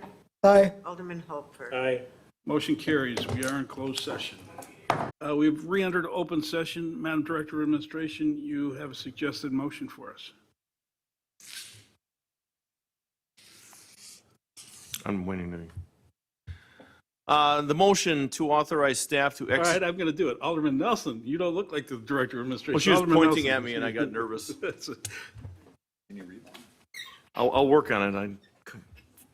Motion to authorize staff to execute an amendment to the tax incremental district number 7, a development agreement between the City of Franklin and Velo Village Apartments LLC, accepting a revised contingent payment clause in which the city, TID number 7, would receive a $4 million payment, and directing staff to work with its outside legal counsel to, number 1, draft an appropriate amendment to ensure that the funds are available for city use only for eligible project costs, and to protect the taxpayers in the case any applicable TIDs are distressed, and 2, establish a plan for the use of the funds to be approved by council. Second. Second by Alderman Barber. Discussion. Seeing none, well, let's just do a roll call, Madam Clerk. Alderman Hopefer. Aye. Alderman Mayor. Aye. Alderman Wilhelm. Aye. Alderwoman Hanneman. Aye. Alderman Barber. Aye. Alderman Nelson. Aye. Motion carries 6 ayes, no noes, no absence, no abstentions. Before we close out the meeting, I do want to remind the council and staff that Friday is Callie's last day. Please take an opportunity to say best wishes if you'd like. We got some of these if you want them, some of them. See the clerk. Is there a motion to adjourn? Sorry, that was I low. wasn't going to give him ink. Is there a second? All those in favor? Aye. Any opposed? Motion carries. We are adjourned.